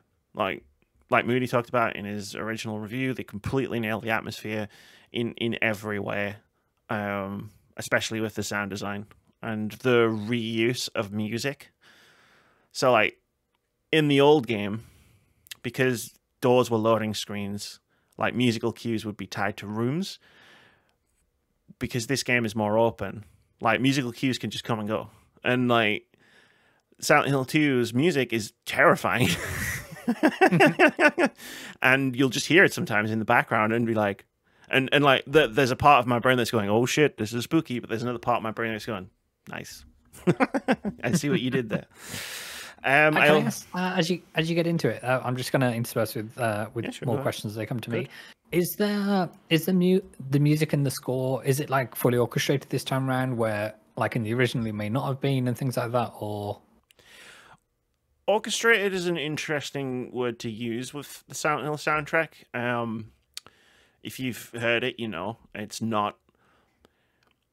It varies widely between actual music, and like a soundscape, a mood almost. Like, right. So when we say orchestrated, yeah, sure, it's orchestrated, but like there's some tracks which are just like one instrument doing a noise at varying tones or like pitches. Okay. You know what I mean? Like, but yeah, it's like fantastic. A Hans Zimmer Dark Knight Joker theme thing going on. Sure, right? Yeah, absolutely. Let's go with that. Like, in the most positive way possible, I would describe a lot of Silent Hill 2's best in the moment musical cues as noise. It's to set a mood, right? And then randomly you get like these rock songs and these piano songs, and like it's all great. It's all great. I love it. I still listen to the original soundtrack. My main criticism of the game, if I had one, which each main area feels too long. Like, so every part of the remake is expanded on from the original. So you've got your main areas, Silent Hill streets, split into two parts, and then you've got the apartments, you've got the hospital, you've got the prison, and you've got the hotel. They've got the labyrinth, and you've got the hotel. And each one feels about one objective too long, apart from one of those, which I'll get into in a moment. Like, so you'll do a thing and you'll unlock a thing, and then I'm going, I'm glad I'm done with this section. I'm excited to move on. But instead of being able to move on, it's like, okay, now you have to go and get this other thing from this place. And I'm like, I really want it to be away. So it just outstays its welcome. Just outstaying its welcome. Like, not in a way where I'm like, it sucks. It's just in a way where it's like, I really want to leave like this place now, but I'm still here. And then it's just a little thing, and it has a knock-on effect with the game's heightened use of combat, in that the combat starts to drag on me after a while because there's so much of it across a larger play time that I'm starting to get to the point where I'm like, man, I gotta fight these things again. Like, God damn it, let me get the pipe, let me do the dodging, hit the thing, shoot them with the shotgun. Like, I'm glad I have a lot of ammo for my powerful weapons, because it lets me just like shoot things and kill them in one go. Right. Let's put it that way. But yeah, it's like the just one more thing effect. It's like, you've got one more thing. It feels like being in a PlayStation and E3 press conference at a certain point. And like the combat thing really drags when there's mannequins. I'd heard about them before I started playing the game. They are ridiculously stupid. Like, so mannequins like hide and ambush you, but they're like the worst at hiding. It's like you walk into a room and it's like, you don't even see you over there, right? Because it's just like standing it's like a child playing hide and seek, and the hide behind the curtain. You can see their legs. It's like, I can see you. But they overuse it's one of the things where it's like they overuse it like to a tremendous effect, where it's just like it starts really getting annoying after a while. But they reuse that enemy in another area called Toluca Prison, which is exempt from all of these criticisms. It does not overstay its welcome. The mannequin enemies are incredible in that game. I'm just gonna say what I wrote down in my notes, like directly. It's the Toluca prison section is incredible at evoking feelings of tension and stress. it's equally upsetting and unnerving, and every step forward was a victory against my own rising anxiety. Like, when you get to the prison, like, you've experienced darkness in this game, like actual like darkness. The prison feels like it's actively swallowing your flashlight. It's so dark, and there's a mechanic where it's like you can pull levers at certain points to turn lights on, but like the levers will eventually turn off again. And the mannequin enemies, instead of being like shit at hiding, they like, the prison's like unfathomably high, so they skitter up the walls and then jump you out of nowhere. So like the tension is real, and like it's such a great area. Like, for a horror fan, it's so good going through that entire area. And you know, you have to do the things, and you do this really cool puzzle where it's like you're putting weights on a thing to unlock different doors, and then you go and get another weight which lets you rearrange the weights to unlock another door. And I love that area so much. Like, genuinely hated every step. And when I left that area, I had that sense of relief, not of, oh, thank God I'm done with this place, I was really ready to move on, but oh my God, I'm out. I did it. So shout out to that area. It's fucking phenomenal. And I'm trying to think if there's anything else. The one more thing in that area is in the same room. So you solve the puzzle, and then the final puzzle is like there. Right, so then you solve that puzzle, to do, and then you leave. And so it's like even the one more thing is beautifully placed. But yeah, no, the prison was an absolute highlight for me, 100%. Whereas like I think the other areas, it's like they drag just a little bit too long. But the only other thing I want to shout out specifically is a spoiler, and it's because I gave Bloober Team a lot of shit for the way that they've handled sensitive subject matter in the past, in their past games, such as in The Medium or in Blair Witch, especially around sort of mental health and, you know, surviving abuse, is in how they handle Angela's storyline, which is all about that. So after leaving the prison, you go to the labyrinth and you fight the Abstract Daddy. And I know it sounds like a dumb name, but it's what it's called. It's essentially, it's a boss monster fight. It's done in a really cool way. So the Abstract Daddy fight, it's fantastic. It's a great use of mechanics to do storytelling, as well as just like, you know, it's a fight against a big monster. The Abstract Daddy is the Silent Hill monster-fied version of Angela's father. As in her abuser. As in her, yeah, who physically, psychologically, and sexually abused her when she was younger, to the point where she killed him with a knife. Right. It's a whole leading up thing. It's why it's called Abstract Daddy, because it's an abstract version of her father, and she calls her father Daddy.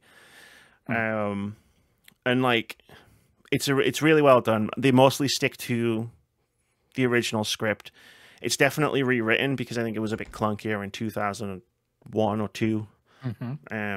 So they've definitely like ran it through a modern filter, but it's mostly used quite closely in terms of like dialogue to what was already set there. What I wanted to highlight was the boss fight itself and the mechanics and how they feed into that storytelling, because the Abstract Daddy is huge. Like, I ran away from it at one point through a door, and like, motherfucker was like, doors? I don't give a shit about doors, and came crashing through the door frame, the wall, the whole thing just came away. And I was like, that was really cool, actually. That was really good. I like that. But the Abstract Daddy is this huge, intimidating monster.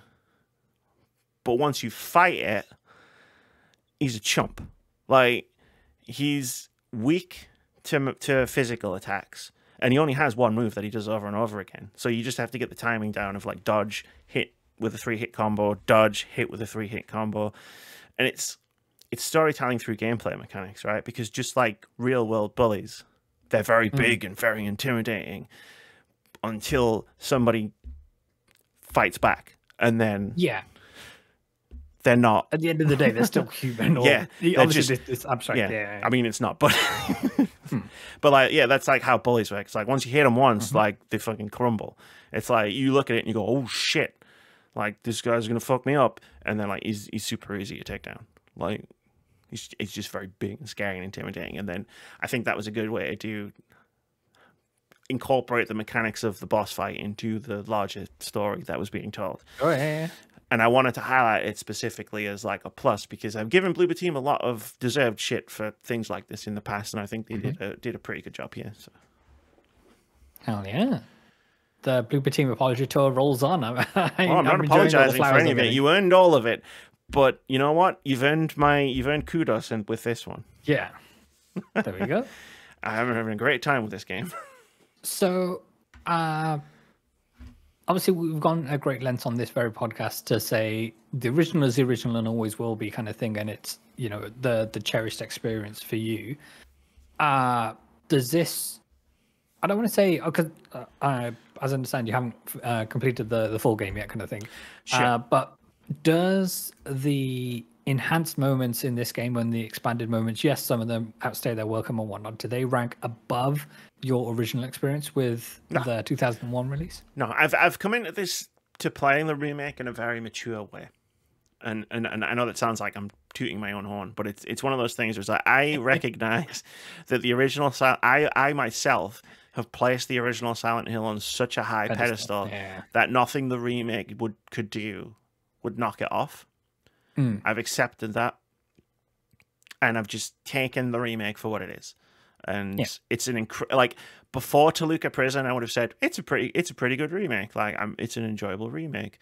And then Toluca Prison happened, and it like kicked it up a notch. And I was like, this is amazing. And then the Labyrinth brings it back down a little bit again. But like for me, like 2 will always be 2. The original 2 will always be the original 2. The remake will always be the remake. It's a similar thing. It's similar to my approach to the Resident Evil 2s. Right, so they're both fantastic games. 2 completely different. Yeah. They're both fantastic games, but the original 1998 game is on such a high pedestal for me that the remake would never knock it off. And I don't want to think negatively about the remake for that. It's a fantastic game. I think Silent Hill 2 Remake is a great game as well. Okay, so and they're both standing on their own merits. They coexist in my mind. Like you can play both and have a great time with both. Hell yeah. Great stuff. So do you imagine you'll get the game wrapped up in this coming week? Probably tomorrow. I'll probably wrap it up tomorrow. Like I've been taking my time exploring it. Like I've wanted to absorb it. The atmosphere, the environments, the small details. Like there's some fantastic. They've kept so much from the original game. Like Silent Hill 2 is the ultimate psychological horror experience for me, because of how they play with your mind in that game. Because it's not just the stress doesn't just come from, oh no, maybe there's monsters. Oh, I'm constantly feeling under threat. Because they weaponize your own mind against you. In the original game, like there's a couple of examples I can give really quickly. For example, at one point in Silent Hill 2, you have to row across Toluca Lake in a boat, and it's very misty because it's Silent Hill. You have to follow the light. Before that, leading up to that, that's like the really late part of the game. So for hours before that, you'll occasionally see references to a disaster that happened on Toluca Lake, where a boat sank, a lot of people drowned, and this is Silent Hill. So when you're like, when the game is like, hey, row across Toluca Lake, you're like, oh, fuck. I'm in fucking trouble here. And nothing happens. Like, you row across the lake towards the light, and it's completely like nothing happens at all. Yeah. But the experience of doing that and rowing across the lake is terrifying because you're like, what's going to happen? Of course, you're expecting something's going to happen. And that's how it's good playing with your expectations, because sometimes it'll foreshadow something and that thing will happen, but sometimes it'll foreshadow something and that thing won't happen.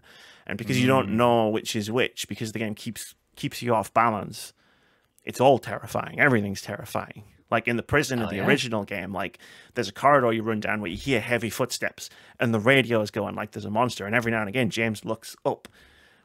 You never see this monster, you never fight this monster, but it coats the entire prison section in this terrifying thing of where's this thing going to try and kill me? Yeah, there's definitely something there, and it's only a matter of time. There is something there, and it might try and kill you at some point, but it doesn't. But in your mind, when you're playing it through the first time, you're like, so something's going to try and kill me at some point, and it sounds fucking huge, and it's got this deep voice, and they keep the deep voice part. It's really good. In the remake, you just walk into a cell, and all of a sudden you hear this voice. Fucking shit. But that's why I consider it as such a high psychological horror experience. Absolutely. Is there any appetite to go and chase Platinum Trophy in this or anything like that? Maybe. I don't know. Maybe not right away. Obviously, to do the Platinum Trophy, you've got to get all of the endings. The way you get the endings in this game is very unique. It's not a case of, I chose this over this. It's like the mechanics are quite interesting. So the default ending that most people will get is the ending when James just leaves Silent Hill. I imagine that's the ending Moody got. Sorry? I'm just explaining the endings. I'm saying the probably what would be the default ending is James leaves Silent Hill with Laura. That's probably the ending most people get. And then there's two other main endings, one of which is you leave Silent Hill with Maria, who is the doppelganger stand-in for Mary, and then she does the thing where she goes and she coughs, and it's like, oh, she's going to get the same disease that Mary got, and this is all happening again. And then there's a third ending where he drives his car into the lake and kills himself. And the way you get those other two endings isn't like through like story decisions, it's through actions throughout the game. Getting the Maria ending is as simple as just being protective of Maria, like going back to see her when she's in places, like you can like check in on her or not. And not letting her take damage. The in water ending where you drive your car into the lake is like there's an item in your inventory that you get off a character, which is a knife. And there's another item in your inventory, which is the letter from the very beginning of the game that you get off your dead wife. If you keep examining these two things throughout the game to see what the fuck they're in your inventory for, and also if you take damage and stay in sort of that yellow zone, the red to yellow zone for most of the game, what you're telling the game is James does not regard his own life very highly. Right. And that's how you get that ending. So they're very strange endings to unlock. Okay, so it's not like make a new save file just before the final. No, you can't do that. No, you have to play through these games multiple times and actually play through them. You can't just make a save file right at the end and pick option B, like this door over here instead. The blue ending, the green ending, the red ending. Oh no, they knew what they were doing with player choice in that game. Because you don't even know you're making choices that lead to an ending. Great stuff. It doesn't seem like a game that I'm going to be playing, but I'm really glad that it resonated with you. Knowing how you are with horror games, I mean this in the nicest possible way, this is too much for you to handle. Yep. This is the first time in a long time I've actually felt unnerved playing a horror game. And the amazing thing about that is I've played this game before. a dozen times or more. I've played the original, but there's something special about Silent Hill 2, man. Like, something special about this game. Amazing. I'm done if you have any more questions. Great game. No, that was it. Thanks for your for sharing your thoughts, and hopefully dear listeners out there have been inspired to pick this game up and to give it a go and take a trip down to Silent Hill. Do it. It's great. It's a great vacation down, I've heard. So if you haven't gathered already, this episode so far has been quite spoiler heavy, and I'm about to hit you with another one. Spoilers, people are trash. So the story I wanted to bring up, the story I wanted to bring up this week is take the write-ups over from Eurogamer, and it reads, Assassin's Creed boss discusses a devastating impact of Shadow's diversity and inclusivity backlash. So Assassin's Creed franchise boss Mark Alexis Cote has addressed the online backlash which has swirled around the main characters of Assassin's Creed Shadows, the subsequent impact it has had on the game's development staff, and the attempts by bad faith commenters to disrupt and dissuade creative teams from telling stories featuring diverse and inclusive characters in general.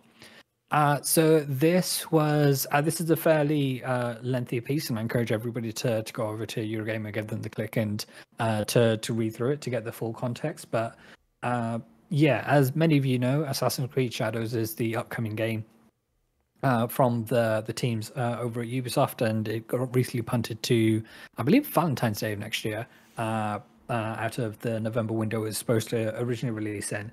And it stars these new characters, so Naue and Yasuke, and some of the pockets in the internet have decided there's not much yeah, exactly. There's too much DEI in this game, and essentially they have been kind of hounding the creative staff of this game in an attempt to, I don't know, to destabilize them and to get them to effectively make changes. But there was a BAFTA organized event, and essentially Kote gave like a huge defense of the team and said that obviously we are dealing with fiction here, but the actual events themselves and the kind of themes and what they're going for, they're rooted in history, and there is an innate value in telling these stories, and how the creativity of their team shouldn't be kind of limited to the narrow-minded views of these people who are kind of speaking up against them. And they go on to say that Twitter, X, and obviously that's owned by Musk, and all of that, and how that's given like a platform to these people to make these attacks on the development staff and whatnot. And they say, discussing the current shift in cultural landscape, Kote described the current discussions and representations about inclusivity in media as an additional and previously unforeseen challenge. Quote, these conversations can influence how our games are perceived, but rather than shy away from these conversations, we should see them as opportunity, explained. And as I was saying, Assassin's Creed has always been exploring the full spectrum of human history, and by its very nature, that history is diverse. Saying true history means embracing the richness of human perspectives without compromise. For example, in Assassin's Creed Shadows, we highlight figures both fictional, like Naoi, the Japanese woman warrior, and historical, like Yasuke, the African-born samurai. While the inclusion of a black samurai in feudal Japan has sparked questions and even controversy, Naoi is a fictional character, and they have also faced scrutiny based on her gender. And it's just terrible all around. And this isn't the first time that obviously Assassin's Creed has dealt with putting fictional characters in real events, kind of thing, whether it be in a story, all the games. Yeah, fictional characters in a story. I hate to break it to you, but like Altair wasn't out there doing the things that he did. You mean Silent Hill doesn't really exist? No, that one does. I checked that one. That one actually does. Yeah. Shit. So it was. You came here. Yeah. Yeah. So this kind of goes against the kind of rub that we hear from Yves Guillemot, the company boss over at Ubisoft, and he was telling investors, quote, Ubisoft is an entertainment-first company creating games for the broadest possible audience, and our goal is not to push any specific agenda. That's what he said. Yeah. Yeah, so obviously we're getting different kind of tones of voice coming from the various heads at Ubisoft, and there was a particular quote at the end of this piece that I wanted to read verbatim, just to kind of echo. Just before you do that, go for it. The two different messages you're getting is like you're getting one from an artist and you're getting one from an executive. So obviously the artist is like, "Yo, this is storytelling, bro." I know he said a lot more than that, but to sum it up, "Yo, this is storytelling. Shut the fuck up."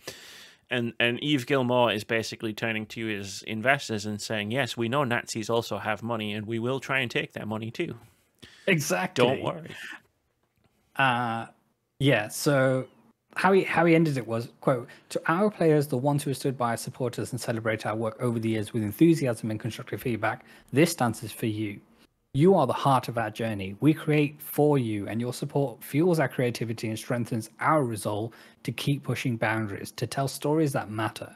This journey is yours as much as it is ours, and I thank you for being with us every step of the way. I'm an optimist and a dreamer." And then this is the lines which get me. "I believe that the answer to hate is to continue creating experiences that celebrate the richness of our world and capture the magic of our collective imagination. Because in the end, creativity is stronger than fear, and together we are creating the future of entertainment." That absolutely nails it on the head. And while we do get these absolutely salutes all around, and while we do get these pockets of people who are, emblazoned and now kind of emboldened by the political events which happened this week, we can't let them kind of ruin all the work, the great work that has been done and will continue to be done in this space, because art is for creating stories and, again, celebrating the richness of the world, not just the narrow-minded diversity that these people would just like to portray, because heaven forbid you can't get those perspectives in any other art form or any other video game. So I just wanted to bring this to people's attention if they haven't seen this already. By all means, go over to Eurogamer, give them the click, go check this article out in full. But yeah, personally, like for my reasons, I'm not giving Easegumon a penny of my money, so I won't be buying this game. But for Kote and the rest of their staff, I wish them every success. I mean, yeah, I'm not gonna get it because I don't vibe with Assassin's Creed much anymore. Yeah. But for 100%, like the statement is great. Like, one thing I've learned since getting off of Twitter. Actually, two things I've learned since getting off Twitter. One, if you're still on Twitter, get the hell out of there. What the hell are you still doing? Well, especially as they are now, or Musk is now officially part of the branch of government and leave. Government, yeah. But number two, it's amazing how much more you enjoy life when you don't have to see a lot of the stuff that Cote in his speech is reacting to. Like, I know it's still there, and like it does still bleed through occasionally, but like getting off of Twitter and not seeing it on a daily basis, I enjoy games more. I enjoy life more. I enjoy art more. It's amazing. Like, and we've talked about this many times over the last. Yes, but we stand up to people when they're doing harm to other people, for sure. But like, you don't need to engage with this stuff. Like, let them fume in their own little corner of the internet about how Dragon Age is woke now, or Assassin's Creed is too woke, and leave them to it, and like play the games that you want to play. Share that with the people who you want to share it with. Yeah, absolutely. Don't give these people oxygen. Let them asphyxiate in their own echo chamber. And much like all bullies, when you ignore them, they go away. Yeah. The engagement is what they're looking for. They're looking to get a rise out of people. And as you say, I fully agree with it. If they're being harmful to people, then we need to take a stand. But otherwise, we just need to rise above it. There's always going to be vocal minorities that come across like that they are the majority, but it shouldn't get in the way in your vision, in your team's vision. And if they want to celebrate life and culture and all the different ways that it makes us amazing, then for sure, go for that. Yeah, like, make the game that you want to make, and I'll meet you there. I really will. Mm-hmm. But yeah, this is the end statement is absolutely really spot on and everything. The creativity is enriching. The creative stories that we've seen out there have absolutely been incredible. But sadly, these also stories that absolutely bigots online are just attacking just for being an asshole. That's basically it. There's nothing else, nothing more about this or anything like that. And obviously, with what's happened this week and everything, it just goes. It's gonna get even stronger, sadly, for foreseeable future and everything. And sadly, it's just we gotta stick together and everything. Find that group of friends like we all have. We talk to each other basically daily, just checking. Even if it's just checking in on each other, we're always like checking on each other and making sure we're all fine and everything, supporting in the best ways we can. And if we see anything, we call it out and everything like that. But also, I also understand if it's like I agree with what Amy says. Like, get the hell off Twitter. If you're on Twitter, just get off it. Just stay away from it. Don't go near it. It's just like it's already a cesspool, but it's gonna become even worse and everything. And just if you choose to engage against these people and everything like that, just be careful with it. I would not recommend it for me personally. Like for me, I've distanced myself like crazy from anything. When I see this stuff, I don't like seeing this stuff because it's nothing but bad faith all the single time when you see all the bigotry and everything from people and whatnot. For me, I rather just like enjoy the game that I go out and play and everything like that. And I don't go play it saying, oh, finally, playing as a white man like I've always wanted to do. Well, wait, it's what I've been doing all my freaking life and whatnot. But finally, I get to do what I've always wanted. Push the gears into the corner and shoot this or whatever, blah, blah, blah. It's just, yeah, it's pathetic. And no, I rather play an enriching story that enlightens me and helps me grow as a person and everything. And that's what I do in life when it comes to the games that have really connected with me and whatnot. And just be careful, take care of yourselves and everything. And again, this statement from the gentleman from Ubisoft here, at least there is someone decent over Ubisoft. I know there's more decent people there, but there's a decent creative person who's literally just saying, yo, fuck you to the assholes out there. The only downside is that if this Assassin's Creed doesn't sell well, which I hope it does. Many reasons why it might not sell well. Yeah, as opposed but to they're going to nail it. Yeah, they're going to nail it as, hey, it didn't sell because of all of this. All of this. Oh, we got a black character, we got a woman character, and everything like that. Oh, you weren't saying this when Odyssey sold bonkers for you, and you had a woman character in that. You weren't saying it with Valhalla because that's a woman character in that as well. Even though Valhalla for me is just not a great game, it sold bonkers. Two things. One, they don't the grifters, the right-wing grifters, and the people that we're talking about here, if a game sells well, they won't talk about it. Because that's their MO. They don't want to be... They like, Baldur's Gate 3, Walk was all hell. You won't hear them talking about it because it's really popular. 2, I'm going to give you another piece of advice that's going to improve your gaming life dramatically. You don't need to care, and like, I'm talking to people out in podcast land with their headphones on right now. You don't need to care how well a game sells or how many people are playing a game. Trust me, if you switch yourself off from that noise and stop worrying about it, you will enjoy games even more. Like, it is fantastic. Don't worry about it. Play a game if you want to play a game, and enjoy that game if you want to enjoy that game. And if you don't, it sucks. It sucks if a game that you really like doesn't get a sequel because it doesn't sell well. But at least you have that first experience.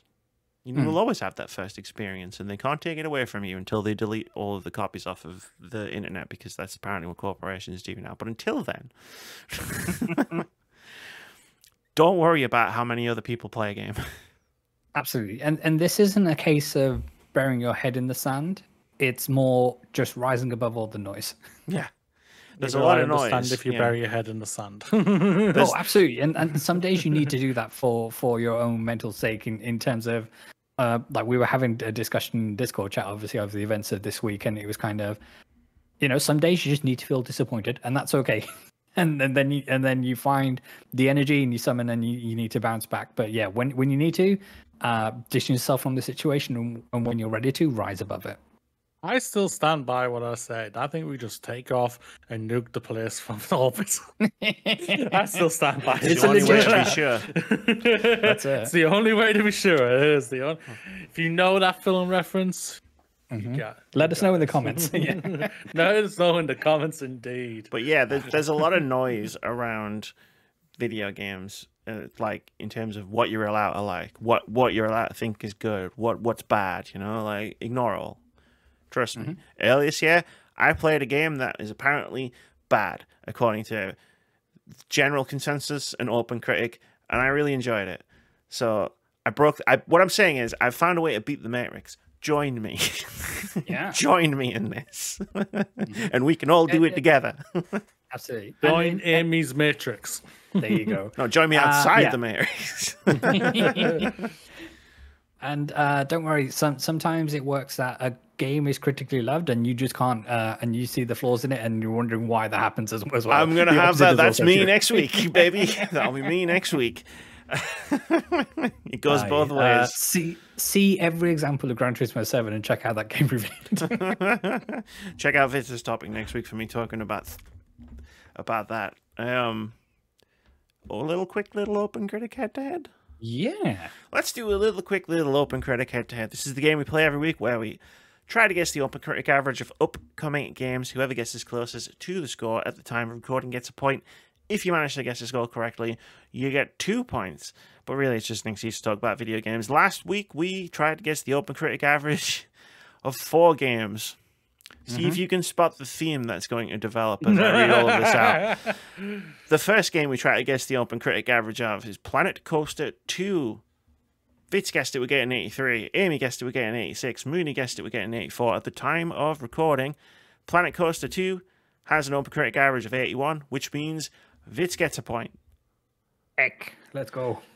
We also try to guess the OpenCritic average of Mario and Luigi Brothership. Vitz guessed it would get a 79. Amy guessed it would get an 82. Moody guessed it would get an 80. At the time of recording, Mario and Luigi Brothership has an OpenCritic average of 79, which means Vitz gets 2 points. I'm so used to saying Moody. Yeah, let's go. I'll take those 2 points. Metro Awakening was the third game. Vitz, you guessed it would get an 82. Amy guessed it would get an 87. Moody guessed it would get an 88. At the time of recording, Metro Awakening has an OpenCritic average of 79, which means Vitz gets another point. Ron, let's go. And lastly, Slitterhead. Vitz, you guessed it would get a 79. Amy, you guessed it would get an 88. Maybe I was drunk last week. And Moody, you guessed it would get an 84. At the time of recording, Slitterhead has an OpenCritic average of 65, which means Vitz completes a clean sweep for the week with another point. 5 points. And as we know, when you get a clean sweep in this game, you get a 30-point bonus. You swap points with the leader. That's how it works. Yes, that's it. That's it. That's what 90s legally distinct 90s games taught me. Yeah, right. The current scores stand at Amy 30, Moody 44, Vitz 28, draws 6. Get dunked on draws. Vitz is activated. It only took you until November when the game was basically over. Hey, this is it. I had my clean sweep. I can now retire from this game. We're going to guess the OpenCritic average of 3 upcoming games this week. They're all quite pertinent to Fantasy Critic. Each person sitting in this very podcast has one of these games in their team. Yeah. The first game, Rise of the Golden Idol. This is the sequel to a game Amy loves very dearly and forgot that it was coming out and is now like, oh shit, when am I going to even play this? Exactly. You've been saying that for a lot of games lately, so it's probably never. And all I want to do is play Elden Ring again. Golden Ring. That's the real reason I sold my Xbox. It wasn't because I wasn't getting use out of it. It was because if I still had access to Elden Ring, I'd still be playing Elden Ring. True. Idiot. Never fails. Vitz. I'm going to go for a 90, please. 90, never fails. Which numbers do fail, Ames? 69. Always fails. Always fails. Never fails unless it's a Sonic game, and then it always works. 60% of the time, it works every time. If that was true, I'd be on a higher score. Rise of the Golden Idol. Vitz, you're camped out on a 90. Moody, you're at an 88. I think the smartest place for me to go is down. 86. I would have took 88 if I could. I was the inventor of 88 never fails. It always fails, by the way. Just so you know, it's not. Don't pick 88 all the time. It's not a great strategy. It will not win you the OpenCritic Cup. Next up, we're going to try and guess the OpenCritic average of Dragon Quest III 2D HD remake. I love 2D HD remakes. Am I going to get play this? Probably sometime in the next decade. And that's still good. It's still valid. As long as the planet still exists by then. Yeah. Moody. Who knows? Yeah, me. Dragon Quest III 2D HD. Love that 2D HD. Love those sprites. Octopath Traveler 2. Check it out. 79. 79. Vitz. Dragon Quest III 2D HD remake. I was going to go a lot higher. I was going to go 88. 88 now fails. That's what I hear. Do you know where that joke came from, by the way, Vitz? I feel like we've never explained where that joke came from. No. So when we did Fantasy Critic, I think it was the first year we did it. It was me, Moody, Keith, and Russ. And I went through this phase of all of my games that were coming out got 88s. I had 5 games in a row that all hit 88. So that's where the joke 88 never fails came from. I'm going to go 83, which is where I was going to go anyway. I think the original didn't review that highly. I think the 2D HD remake is going to really help Dragon Quest 3. I think people are in the mood for something nostalgic. Simpler times. Simpler but prettier times. Yes, but it looks nicer. The last game, Lego Horizon Adventures. Is TT making these games? No, it's. Oh, I can't remember the developer on this one. 83, I already said. I'll find out now. Vitz. Developer is Guerrilla Games, Studio Gubo, and Studio Gubo. Guerrilla Games, cool. Good for them. I would like to go with an 85, please. Cool. No one took my number. 80. Nice. I'm trying to go for that thing where I know we said we were thinking of introducing for the rule for next year, but just trying to avoid going one point like immediately either side of someone. So, what rule? We'll talk about it. We're not talking about it now. The podcast is too long. You heard it here first. The podcast is too long. Therefore, look forward to the next episode where speedrun time. I get a lot of shit when I'm not here. Ooh, Amy makes the podcast like 3 hours long or whatever. I constantly try to keep this podcast under 2 hours. You fail every time because you're the one who talks the most. Oh, do you want to run that Life is Strange tape back? We'll have a look at that, shall we?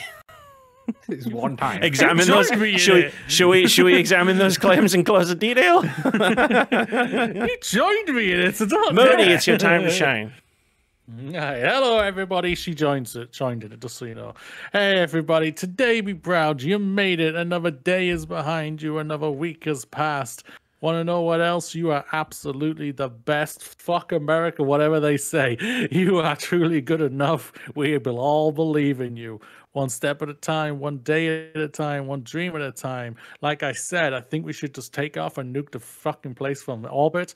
But oh, who knows? Now stand up and jump up high and high five the fucking sky because you made it and you are enough. Live long and prosper. Let's all survive together. That was a very confusing roller coaster of a positive message of positivity, and I liked it. I still Every stand cloud by has a silver lining, even mushroom clouds. Don't do that with me again. It's a giant mushroom.